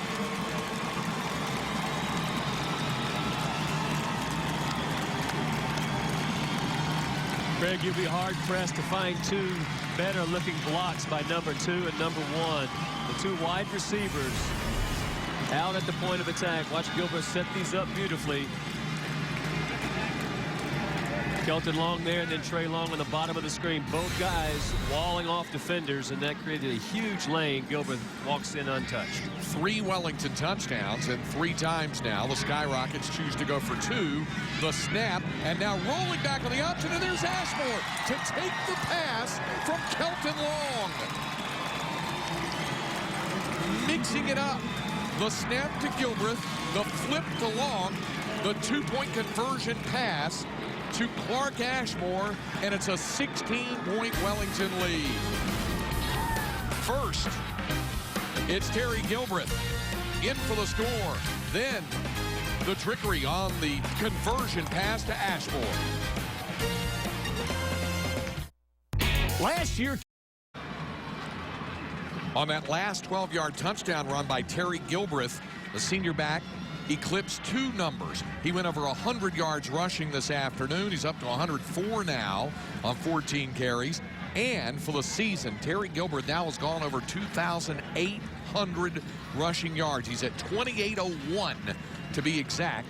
And Wellington is up 16 points at 22-6. Well, and you look at the way that he runs the ball, Craig, you have to be impressed. Again, he has the breakaway speed, and we've seen that. But even when he's bottled up, he's not an easy guy to bring down. Arm tackles won't do it, and he's very shifty, very elusive. Having a heck of a game. Skyrockets to kick it off. Tillis again angling toward the sideline, fielded over the shoulder by Camber. Trying to go all the way across the field. The Skyrockets are ready. The end result of all of this is the ball is going to be at the 20-21 yard line. Let's go down to the Falls City sideline to our Angela Heyman.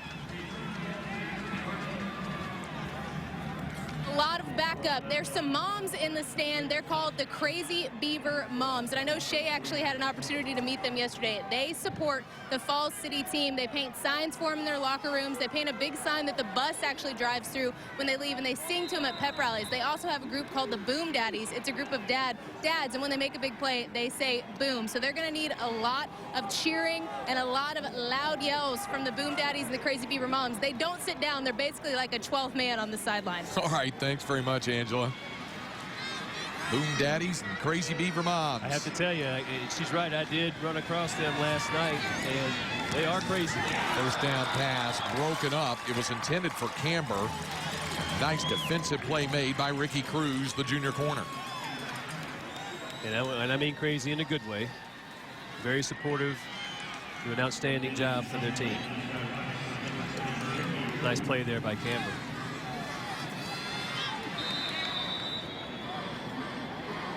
Second down and 10 for Falls City. Fourth possession here for the Beavers now. Yeah, I agree, Craig. I mean, it's on first down, you go in the passing game with Gascam. Comes up incomplete. Got to make something happen. Gascam tries it himself, but unable to get it going. Hit right at the line of scrimmage, lunged forward for a yard, but Kelton Long Right in the middle of that. He of the two-point conversion pass makes the hit as the linebacker. Yeah, when that two-point conversion play, that was pretty slick. I'm almost thinking that's the play that they were going to run on 4th down when Ashmore went up into that wing position just off the hip of the right tackle. Saved it for the two-point conversion. Worked beautifully. Gaskamp took a big shot there. He did, and it is 3rd down and 9. He's out there with David Brodsky. Justin Twine is back on the field, and he's one of the 3 slot receivers. Shea just highlighted there. So 3rd and 9 for the Beavers. Gaskamp up the sideline and incomplete. He was trying to connect with Stephen Harlos, but the pass underthrown. Ashmore the coverage, as did Cruz, and it's now 4th down. It looked like Gaskamp was able to put any mustard on that ball. Like I said, he got hit really hard earlier in this series. Looks like he's still feeling some of the effects of that. Skyrocket defenders doing a good job of swimming. That's Walker Williams kind of forcing the issue just a little bit. You see him holding that hand. Gaskamp to punt it.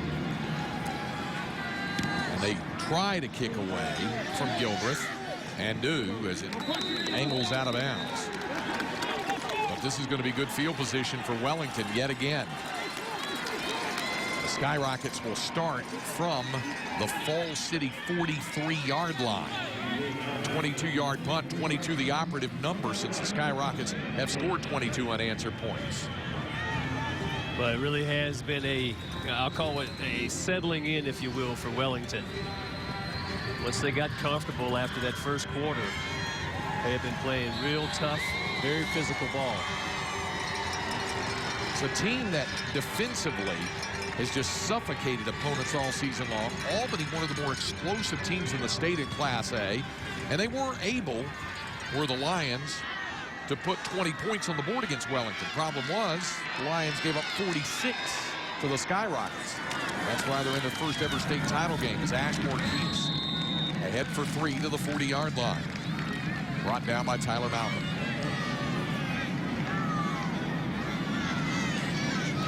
This is Wellington's game, just to continue to milk the clock now with a 16-point lead here. But in this defense for Falls City, Craig, in the second half has been on the field an awful long time. Offensively, they're not able to get anything going or move the chains.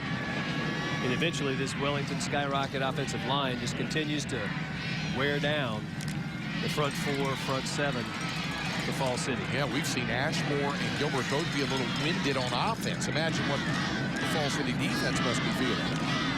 Here's Gilbert. Gilbert breaking through. And a first down. Takes it to the 27. 13 more yards for the Skyrocket ground attack before Joseph Swear, the sophomore, can make the stop. Nice job again up front. Take a look at this Skyrocket offensive line.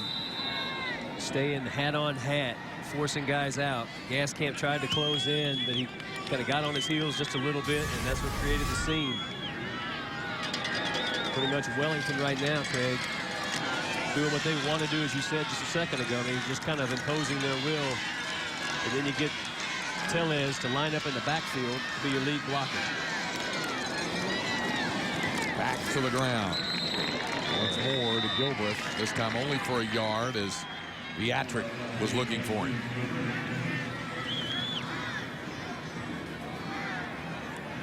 Second down now coming up for Wellington. First appearance in the state championship game for the Skyrockets, eastern side of the Texas Panhandle.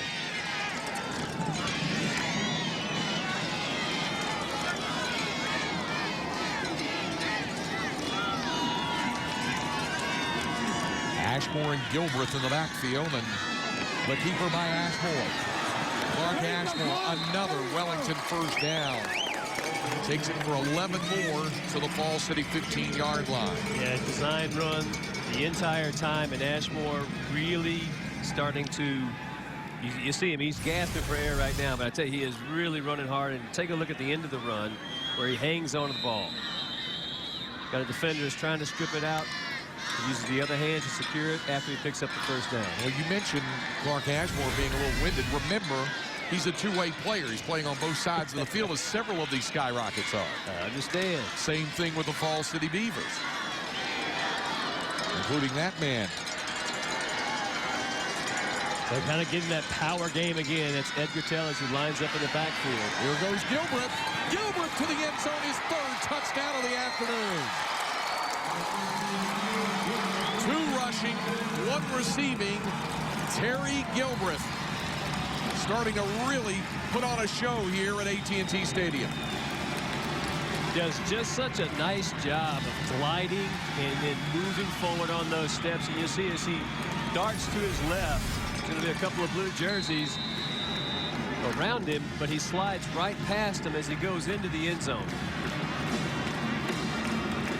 Gilbreth now up to 133 yards, 2 rushing touchdowns, 1 receiving touchdown, and an interception on defense.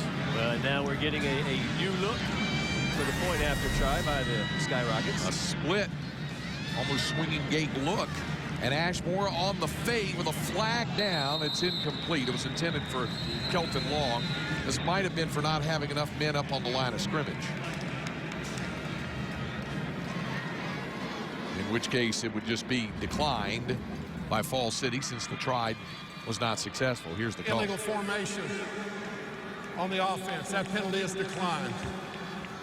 So the try for 2 does not work, but that's about the only thing that hasn't worked in this third quarter for Terry Gilbreth and the Wellington Skyrockets. Wade Williams has to like what he sees here down in the late stages of the third quarter with his team in command of this state championship game. Well, and I think that's exactly spot on because, and I really like the way, though, that Gilbreth is running the ball. Talk about it ad nauseum, but he's such a pretty runner. And he has this elusive moves, and I mean, he just had big plays throughout this game. So we've talked about Terry Gilbreth and what an afternoon he's had, and it really started early for him.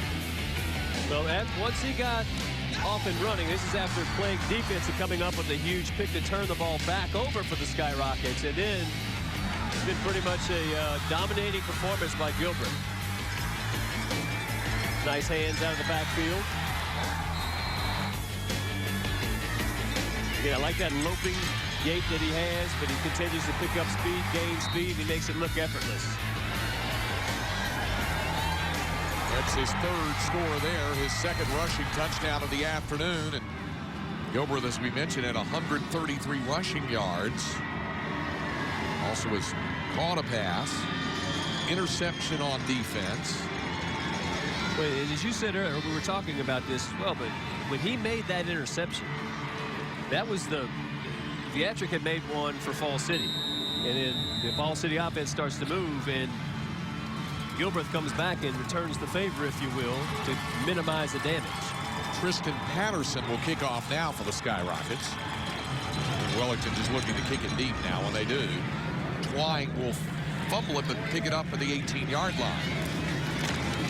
And Twine able to get a decent return out of it out to the 35-yard line. So Falls City up against it now, Shea, here with 2 minutes and change to go in the third quarter and down 22 points. And really, Craig, Falls Cities, they need to get a couple of first downs here because their defense has been on the field almost the entire third quarter. They need a little bit of a break, even though some of those defenders are on offense. The guys who aren't need a little bit of break. Yeah, the guys on offense are going, well, I got to give myself a break by producing on offense. Otherwise, I'm out there on the other side. Toss, and that one gets away. Walker Williams, the coach's son, in for a 24-yard fumble return and a touchdown. So he deflects the pitch, Craig. Just a heads-up play by your defensive end, who has had a heck of a game so far. I don't remember calling the name of a defensive end as many times as we've had here today. But Walker Williams uses his left hand to deflect the pitch and then alertly fields it cleanly. Wow. Takes it in for the touchdown. What a return by the coach's kid. Walker Williams, our DQ big play of the game. We'll take a look here. There's the pitch, and you see that left mitt. Flicks the ball away. Gets it off the ground, picks it up. Waltzes in for the touchdown. Ashmore to What a lead play. the offense back out there to go for 2. Right in the corner, and it's good. Nope. First, yes, then no, as Trey Long was unable to hold on to it. So the try for 2 is no good. But Wellington, 34 unanswered points after trailing early 6-0 and looking very much like the #1 team in the state of Texas in Class A. There you see the Walker Williams. I think you said this earlier, Craig, a sweltering or smothering defense by the Skyrockets. And again, after getting settled in, after allowing that first touchdown drive, I mean, they have been absolutely dominant. There you go. On the pitch, and again, that's just being heads up, smart football. That's being a coach's kid. And incredibly athletic. Yeah, the little fall in the end, no big deal. Yeah. See? No big deal. Nothing there at all. And Shay, every coach who's out there watching who has had his son play for him knows the excitement and the pride that Wade Williams has to be feeling. Now, he's all business because there's still, again, 2 minutes of a third quarter and all of the 4 still to go. But when this is all said and done, he's going to be very, very proud of what Walker has done. Well, he's had a heck of a game beside that play. I mean, he's had an amazing game so far. So staying at home, putting good pressure, wreaking a little bit of havoc in the backfield. Then he comes up with a big touchdown play for his team. Mark Ashmore will now kick it off. This is the 3rd different Skyrocket to kick off. But you notice that they do, but last time, Edgar Tellis is still out on the field, chasing down now to go and cover the kick. It's fielded by Camber. Camber will bring it across the 40-yard line. All-State kick returner, Austin Camber. So Falls City with the football again. Wellington has taken command in this 3rd quarter. 23rd quarter points from a 14-6 halftime lead. And again, Falls City scored on its first drive of the game to go up 6-0. And the Skyrockets have done the rest. Gascamp quickly going to Harlow. And he's able to take it across the 45 to the 46, a 40-yard pickup. Kelton Long the tackle.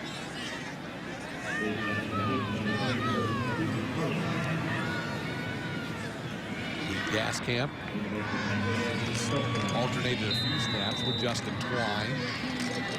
Yeah, I was going to tell you the nickname about him earlier in the game. Sunshine. Okay, the lefty. Looks the part, right? Absolutely. Trouble handling the snap there, but down the middle and incomplete. Was looking for Kendall Cognac and could not connect. And it's now 3rd down and 6.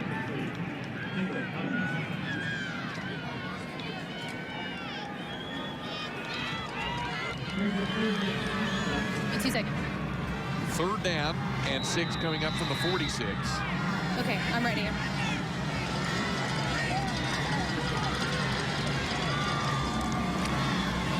Gascamp trying to roll back the opposite way. Does have a man opener and unable to come up with it was Camber.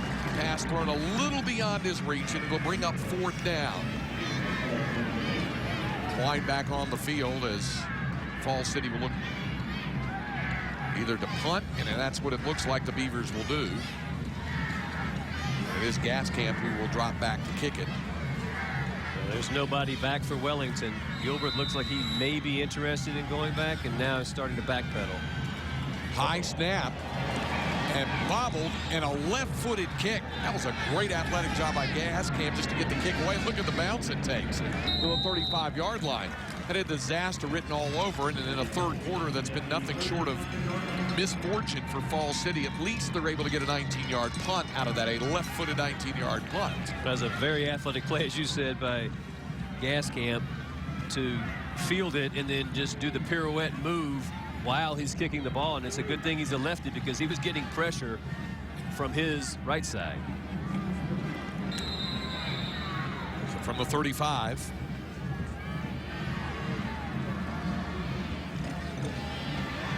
Mark Ashmore leads the Wellington Skyrockets, as well as Terry Gilbreth out onto the field.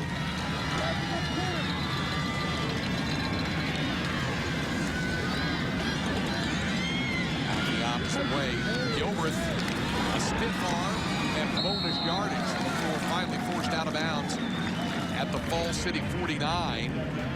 Joseph Swearick forced him out. And that's a 16-yard pickup by Terry Gilbreth. You know, he has done really well on that cutback play. He's blocked great at the line of scrimmage by the Skyrockets.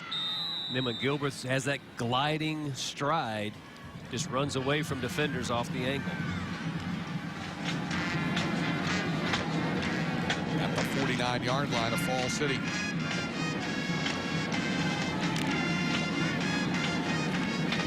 Logan Martindale back there in the backfield along with Gilbreth. They're offset to either side of Clark Ashmore. Yeah, Walker Williams at the top of the screen playing receiver. And Ashmore keeping it himself. Excellent yardage and a first down. He'll pick up 11 more. Doing exactly what Wade Williams has had his offense do all season long. And it's not uncommon, Craig, in this game to see Clark Ashmore, once he receives or takes contact, he just turns his back. He's a strong guy. He turns his back and he just backpedals and just forces and pushes backwards for more yards. He probably picked up 3 or 4 additional yards after contact, just turning his back and then using that leverage and his momentum to carry him. Wellington certainly content to take its time. Back to Gilbreth. Gilbreth, another excellent first down run. Oh, bobbing and weaving. Picks up 5 more yards on what will be the final play of the third quarter. A third quarter dominated by the #1 team in the state. Into the third quarter of the 1A Division II State Football Championship. It's the Wellington Skyrockets leading the Fall City Beavers 34-6.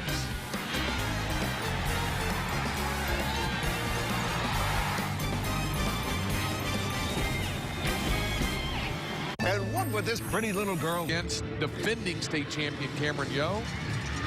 Craig Way and Shay Walker with you. Was that the Walker family there with that green hair? I was just going to say, Gene Simmons has nothing on that guy. Or Ace Frehley, maybe. Was it Ace Frehley with the star on his eye? I think you're right. Here we go.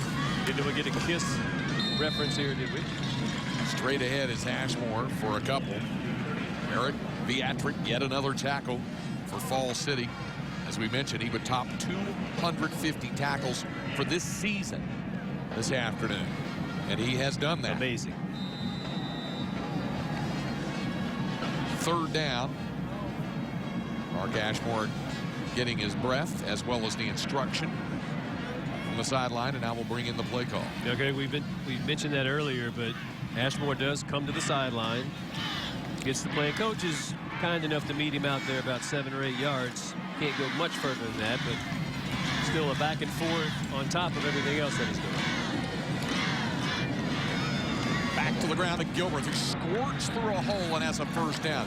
It didn't look like anything was there, Shay, and Terry Gilbreth gets 9 yards out of it in the first down. Yeah, Beatrick, it looks like he may have ducked under the flying tackle attempt. My goodness, very slippery. That is a crafty run by Terry Gilbreth. It didn't look like there was anything there at all, and he was able to just slip through the smallest of openings to pick up 9 yards.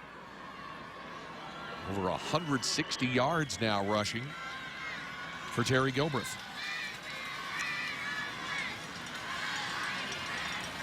And he remains in the backfield along with Logan Martindale.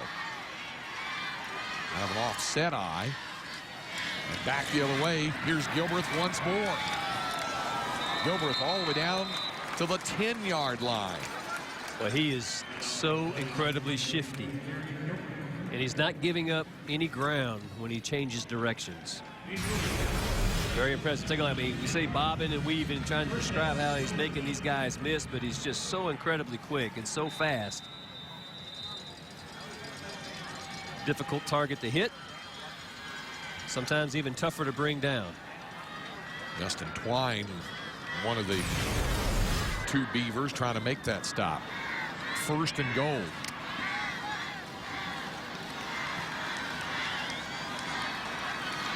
Gilbreth lining up as Ashmore with the snap to Gilbreth. This time Falls City ready, and guess who? Eric Beatrick. Yes. A tackle and a loss of 2. Good angle to the ball. Great job of keeping his eyes focused on Gilbreth. Makes the offensive lineman miss. Does a great job of tracking down the runner. You can see why. He racks up a couple of tackles a game. Yeah. And then some. You can see, you can see why Steve Marbach calls him the nerve center, as well as the heart and soul of the Falls City Beaver defense.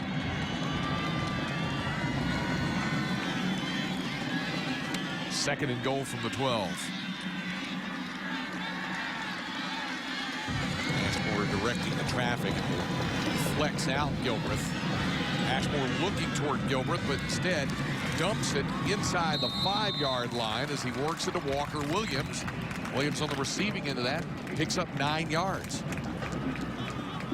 Guess what? It's another big tackle.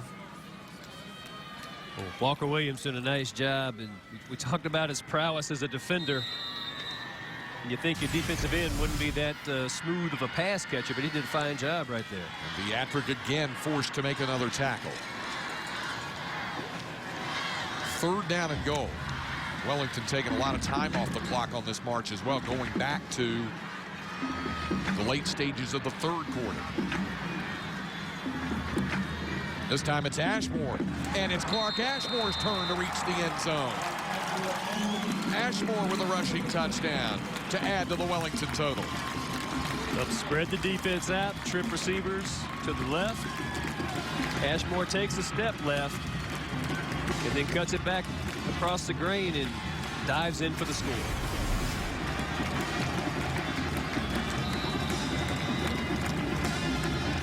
Craig, there have been several times during today's game, especially on 4th down, but when Clark Ashmore makes the decision to run, it doesn't take him long to get to top end speed, and he's got a lot of power behind that. Wellington will try to make it 500% on 2-point conversion tries. And the fade caught for the 2-pointer by Jonathan Townsend. So 6 touchdowns for Wellington. 6 and 3 2-point conversion tries. Works the same thing as 6 touchdowns, 6 extra points. Ashmore reaching the end zone this time. In the Thursday late game, it's a rematch of the 2011 2A Division II final. Tastes better. By your local Ford dealers. Enjoy year-end savings during the Dream Big Sales event. Ford is the best in Texas. And by the new Wrangler Premium Performance Advanced Comfort Jeans. Available at Cavenders and Cavenders.com. Wellington with another touchdown. And another man to kick off. Angelo Granados to kick it off. Everybody getting into the act now for the Skyrockets. And you see Edgar Tellez out there. He is on every single one, even though he is not kicking on. He'll be the guy. The 25-second clock, please. He's been lining up closest to the kicker.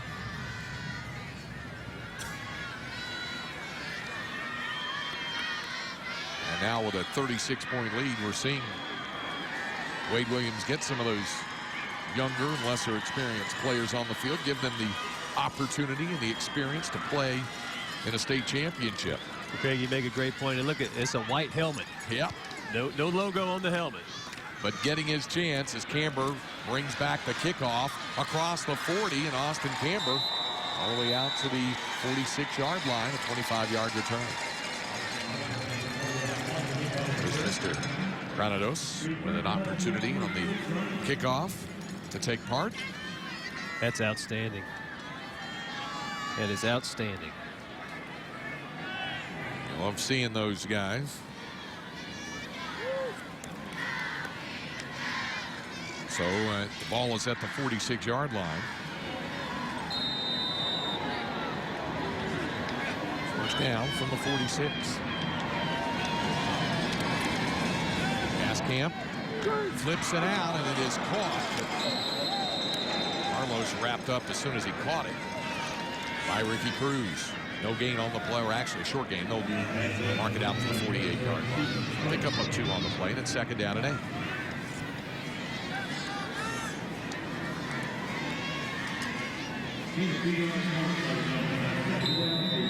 On 2nd down.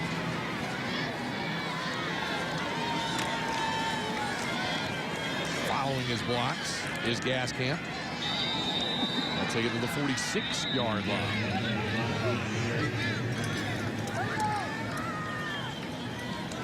And it brings up 3rd down as the clock continues to move here in the 4th quarter. Wellington marching toward the school's first ever state football championship. That guy has a lot to do with it. Clark Ashmore on both sides of the football. You bet, man. And that guy, too. What an afternoon, certainly, for Terry Gilbreth. 3rd down. This time the Skyrocket defense ready, and they team up on the tackle. It's to the 45, and it brings up 4th down and a yard. And like Tristan Patterson was in there to make that initial hit. Keep Gaskamp short of the 1st down. 4th and 1.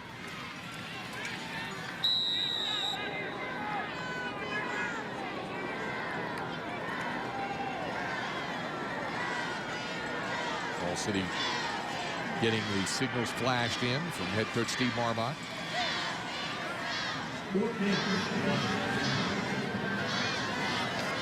Gaskamp to keep it himself, and does appear to have the 1st down. Yeah. Not by a lot, but does appear to have it. Same forward momentum may have gotten him, and it looks like that's where they're going to spot it. Inside the 44 to the 43-yard line. Fall City won a state championship 3 years ago. 2010. Getting back to the finals, the 2nd time to play in the state football championship. Wellington's first, and it's turning out to be quite an experience for the Skyrockets.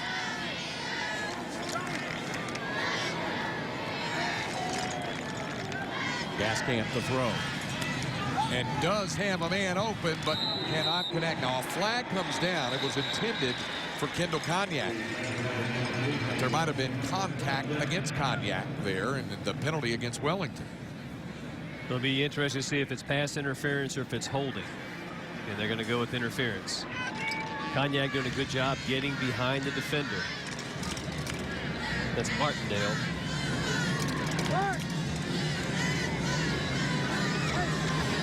Pass interference, number 44 of the defense.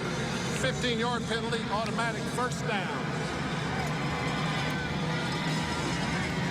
It's at the 29-yard line of Wellington. Fall City tries to get something back here. They actually led this football game 6-0 before the Skyrockets took over and unleashed 42 unanswered. This time, movement in the line will cost the Beavers 5 yards.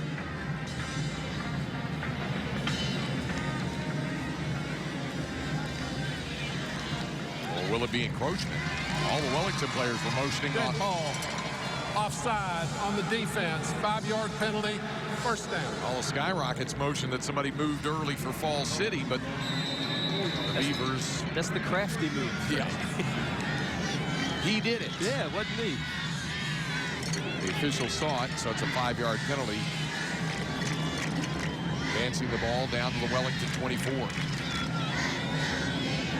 Under 6 minutes to play. Gaskamp trying to get his team into the end zone.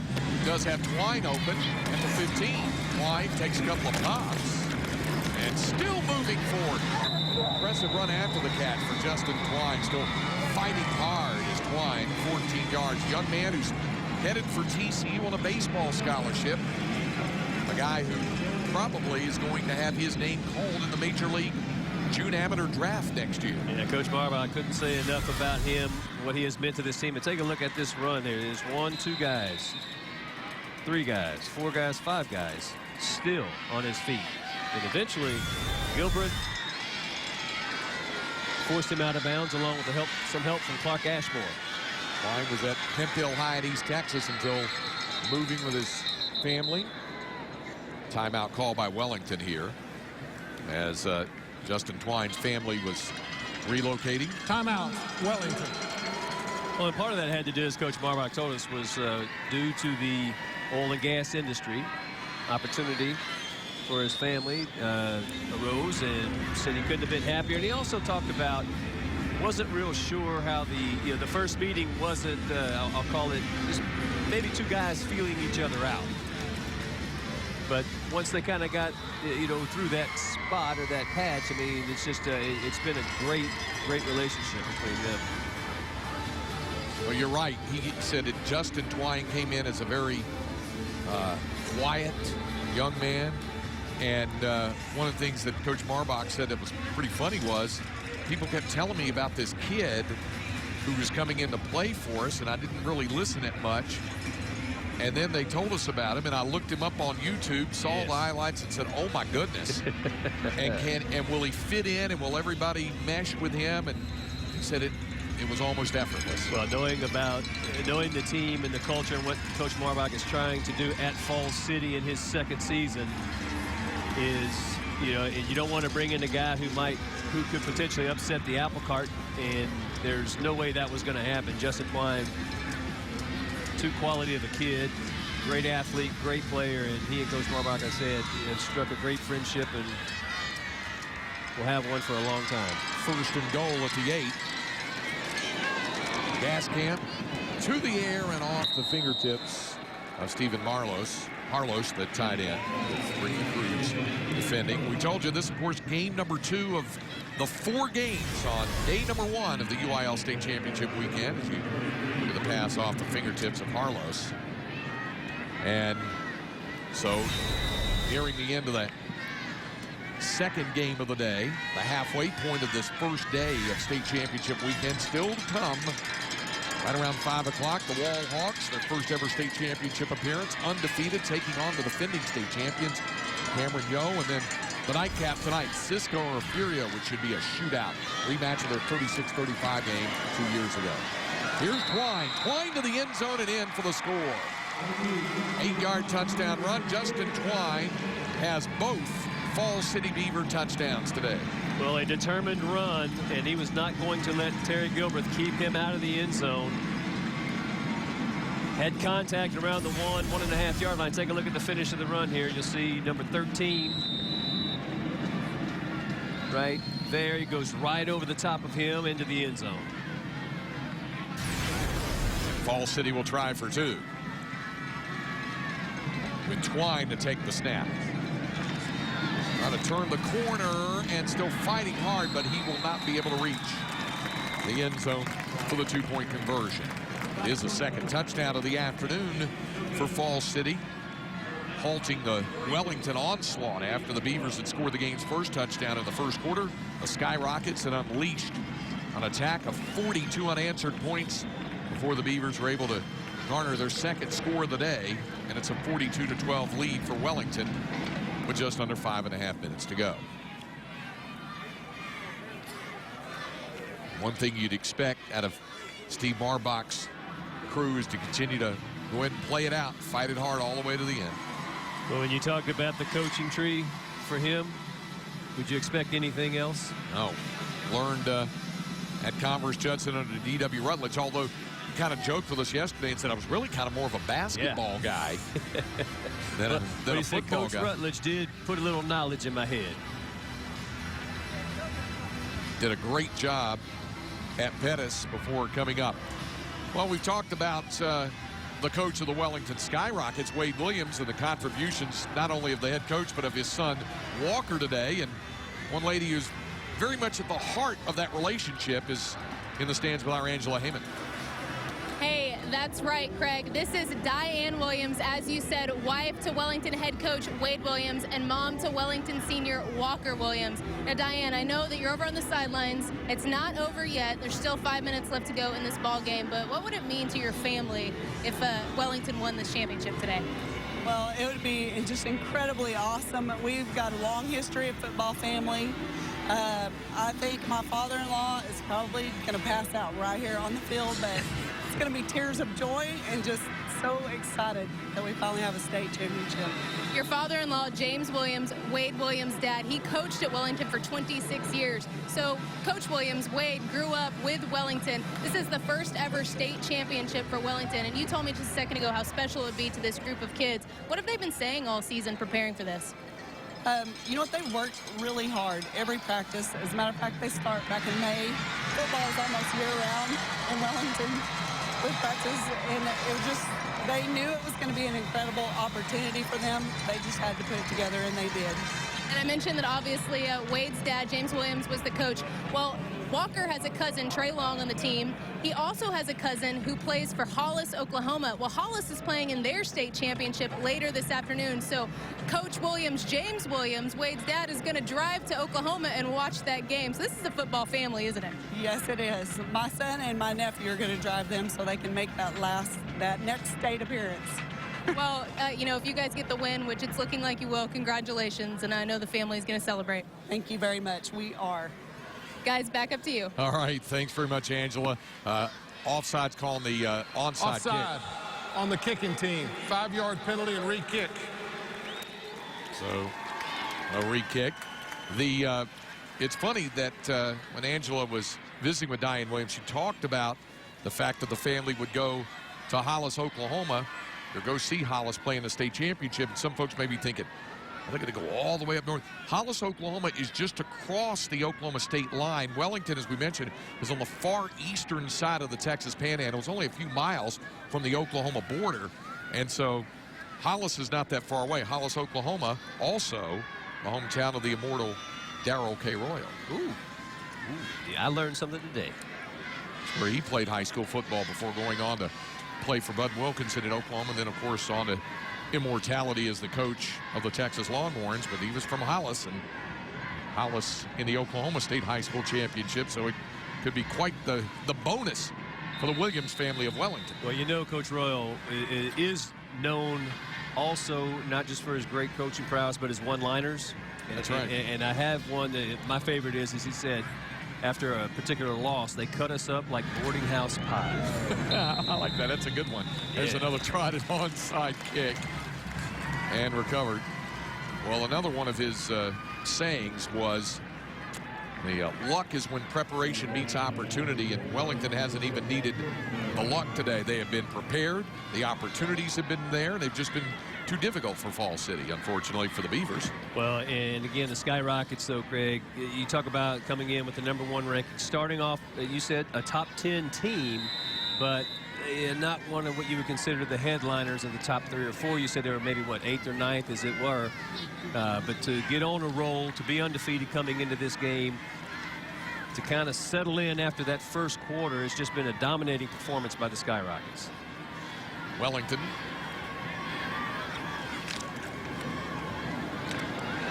First down, the handoff. Martindale still on his feet, takes it to the 45. At the 45-yard line. And a flag down as well. Illegal use of the hands against Wellington.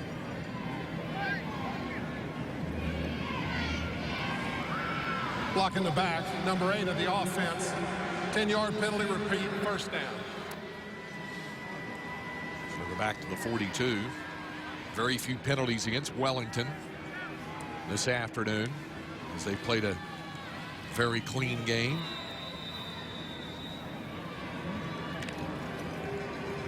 That one will send them back 10 yards.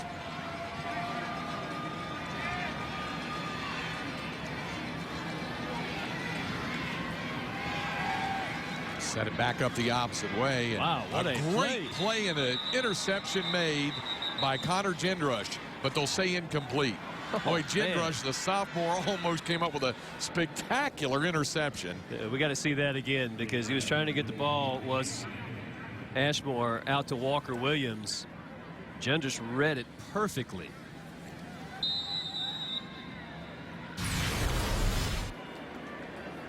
Look at that. How about the...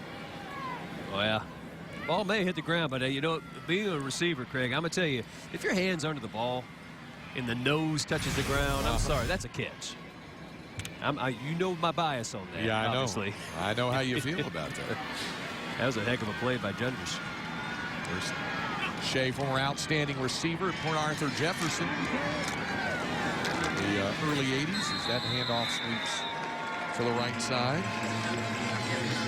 And Kyler Moore and Beatrick on the tackle. Your old high school teammate Todd Dodge had a very good season at Marble Falls, trying to turn that program around. Came one win away from reaching the postseason. Went down to week 10 as he continues his efforts to turn that program around in the Highland Lakes region. Well, it feels like it's coming too in his second season. Big improvements there.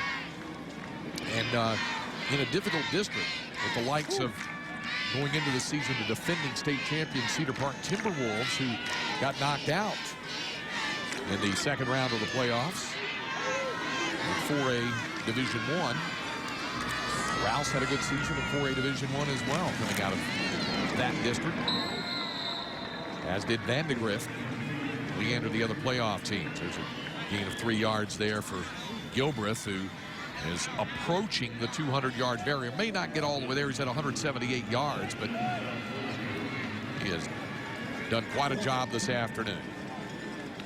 And it is just amazing, and we can say this about at least 7 or 10 guys, but to play offense, to play defense, to do what they do on special teams, I mean, it's just you can't come away with any other feeling than being just wildly impressed at the conditioning, the heart, and the desire for players on both of these teams. Sky-high punt from Ashmore, then takes a great Wellington bounce. It's been that kind of afternoon for the Sky Rockets. Yeah, when it rains, it pours, if you're the Beavers.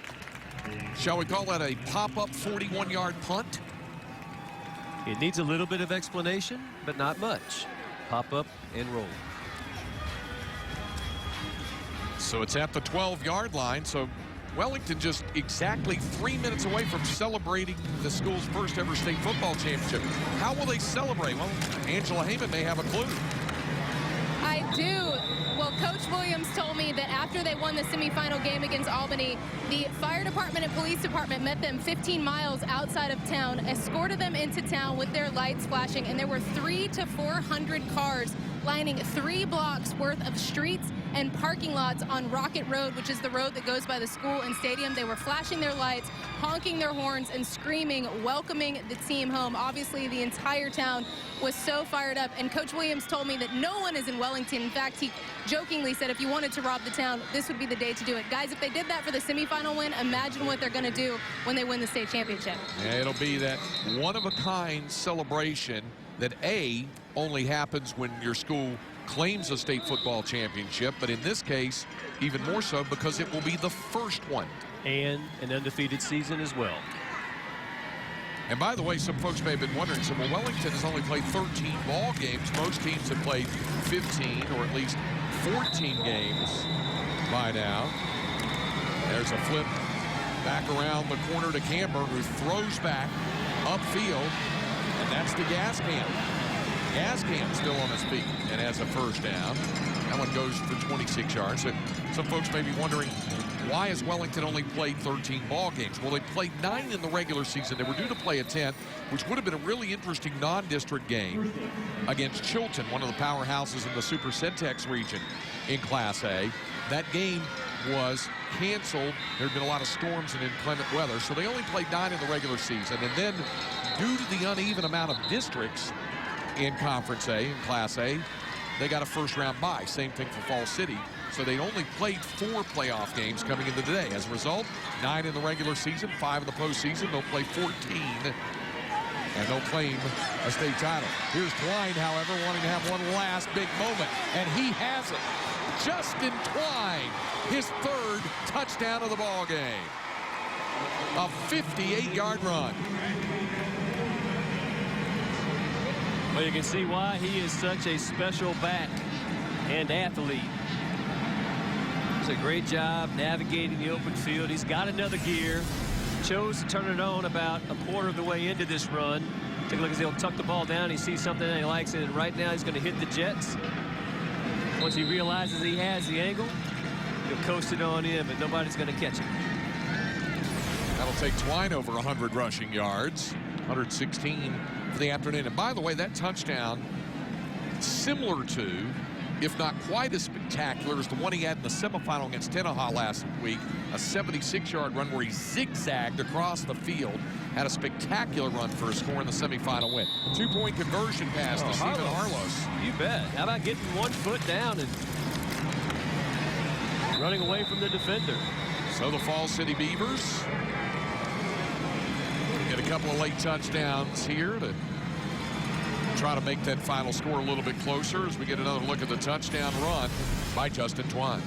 But he's in the quarterback spot, looking downfield, makes a decision to not throw the ball, but saw a lot of grass in front. He knew he had the speed in that opening and that crease on the cutback. Outstanding athlete. How about the grab here? I love this. Carlos getting that left foot down. Outstanding grab for the 2-point conversion. And even though this will end up on the disappointing side for Falls City, those guys can always say they've made a memory in the state championship game. Absolutely. I mean, it's difficult enough to get here. You see these guys playing as hard as they play all game. It's impressive and good to see. This guy's had a pretty impressive day. Speaking, of course, of Terry Gilbreth, he's back deep, but onside kick is coming.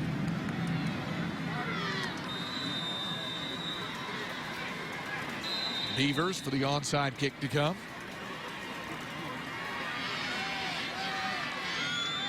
It was interesting watching the onside kicks in the 6-man state championship games last week. This one bounds up in the air. It is loose on the turf, but Wellington does fall on it at the 42-yard line. Of course, in the 6-man game, with only 6 players on the field, the rule does not apply where you have to have at least 4 guys on each side because you only got 6 total. And most of the kickoffs, as our outstanding analyst, Granger Huntress of 6manfootball.com explained, most of the kickoffs are of the onside variety anyway, because if you're kicking off deep with a lot of space, a lot of room and not a lot of guys. Yeah. Let me ask you something. In those games, how many were recovered by the kicking team? I think a couple out of the day. Yeah. Score a couple. Most of the time, the teams were ready for it.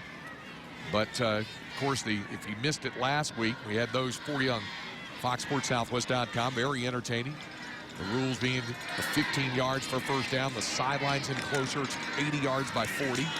Different temporary wider goalposts as well. It was a lot of fun, and they had a big crowd on hand as that first down carry goes for 5. Big. Talk about it was better than 8,000 when you consider there were 4 communities, and all of those communities under 500 or fewer residents in each, and they had over 8,000 for the games. That's fantastic. We'll see the yin to the yang here from last week to this week. For example, on Saturday, Allen, playing in the 5A Division I state championship, has an enrollment of 5,987 as revealed on UIL Snapshot Day. 5,987. Largest enrollment in the state. Last week, Grand Falls Royalty, which won the Division II state title, an enrollment of 26, with 18 on the football side. Well, I was just going to say that I would submit that the Allen Band, which is notorious for covering the entire field, probably has more people in their band than the 4 teams that were here playing. Yeah, that's a good guess. Celebration is about to be official here for Wellington after the Skyrockets pick up another first down and now start to run out the clock. What a moment this will be for the folks from the Texas Panhandle. And it's been a long time since the state championship has come from the eastern side of the Panhandle, no less. And rightfully so. You hear the crowd applauding Terry Gilbreth as he comes out of the game. Kelton Long now coming out, as is Jonathan Townsend. And it'll be a delay penalty, and Wellington was trying to get one more snap off. Delay of game, offense, 5-yard penalty, still first down. So they'll snap it one more time, and then that will be that.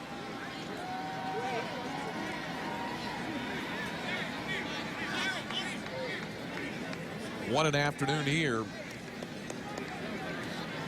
for the #1 team in Texas. What an afternoon for that young man, Terry Gilbreth. One final snap.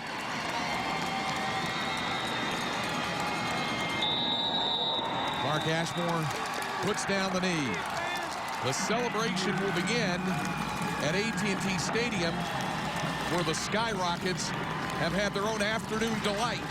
A state championship for Wellington in their first appearance in the UIL state championship game. Well, a well-deserved breather.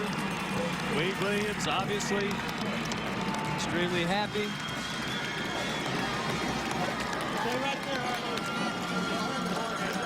Sides congratulating one another. Great run by Steve Marbach's team, Fall City, to reach its second ever state championship. Won a shootout game with Tenaha in the semifinal round, 36-34 to reach the final. Had a great year. And in only his second season as the head coach there, you have to have the feeling certainly Fall City will be that favorite again in Region 4 next season. And there's that moment for the Williams family. Hey, Craig, and you talk about the Panhandle and the support that they have, not just from Wellington, but in the surrounding communities. I just got a text message from Blake Bryant, the head coach at Canyon, saying the Panhandle boys got it done. A lot of pride up there, no question about it. They will take home a state championship, not only to the town of Wellington for the first time, but they'll take home a state title to the entire Panhandle region.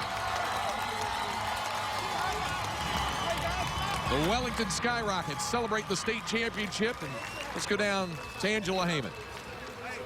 Thanks, guys. Well, Coach, you go 14-0. You win the first ever state championship at Wellington after you make the first ever state championship appearance at Wellington. You went to the state semifinals 2011 and 2012. How proud are you of your team? Oh, I just can't say enough about the way our kids played and our community, the way they supported us, and, you know, the way they turned out here, obviously, behind us. And I think we sold over $12,000 worth of tickets there in Wellington. And, you know, it's just been unbelievable for me and my staff and my coaches and their wives.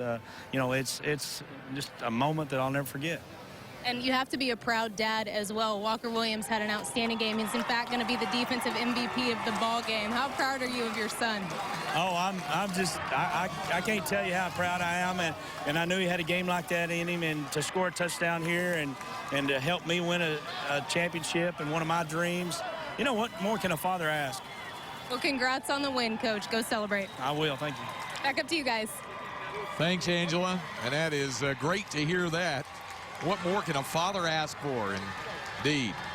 Walker Williams will be named the defensive most valuable player by the University Interscholastic League. Those doing the voting on that. But how about our forward player of the game today? Good chance it's going to be the offensive MVP, Terry Gilbert. Well, Terry Gilbert is a guy that we identified at the beginning of the game as being the marquee player. And boy, did he deliver. Great plays. Catches a touchdown pass here. One-on-one ISO coverage, ran the smash route. And then again, I love the running style. Not only is he fast, great moves, very elusive, but he also can run with power. And does. Outstanding game by Terry Gilbert. Well, there it is, 183 rushing yards. 2 rushing touchdowns, a receiving touchdown, and for good measure on defense, 3.5 tackles and an early interception that was important. Yeah, just again, a dominant performance by the Skyrockets, led by that man right there. Well, Gilbreth will also be named the offensive MVP, as they all have offensive and defensive most valuable players presented here. And Dr. Charles Breidup, the executive director of the UIL, striding out to the big blue star at the 50-yard line. You see the medals being draped, the championship medals. What a great game, too, by Clark Ashmore. How good was he running this offense, executing it, and when they needed plays, needed to pick up short yardage gains, very physical in the run game. That's Clark with a K, by the way, on both sides of it. Very deserving.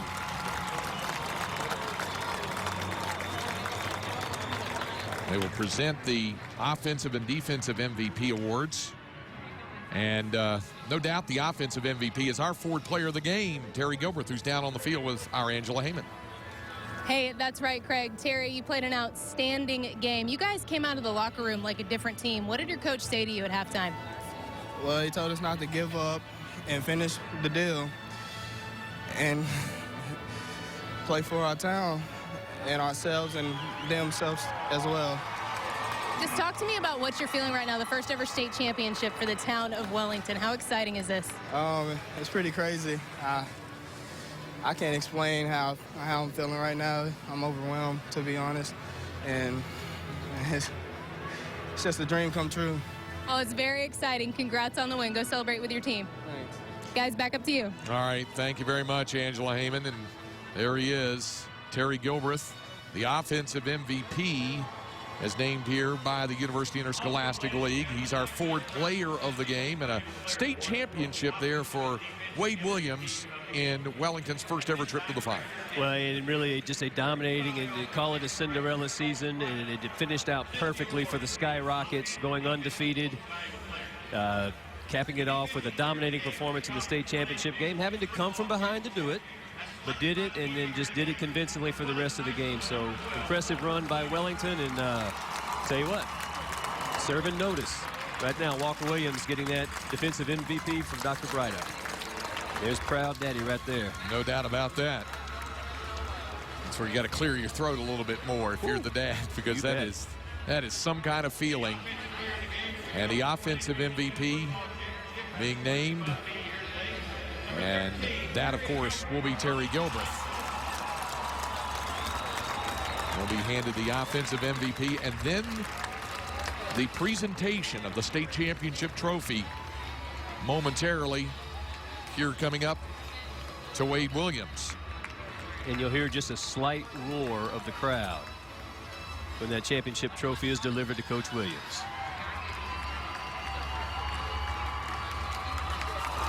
The Williams family there, ready to celebrate, as they all are in the Panhandle. Well, coming up next is our nonstop UIL State Championship coverage on 4 Championship Live with Rick Blair and Randy Rogers. After that, right around 5:20, we'll have the kickoff, the 2A Division I final between Wall and Cameron Yo. Following that, at approximately 8 p.m., it'll be Cisco taking on Refugio in the 2A Division II state final. For Shea Walker, Angela Heyman, and the entire Fox Sports Southwest group, I'm Craig Way. A state championship for Wellington in Arlington.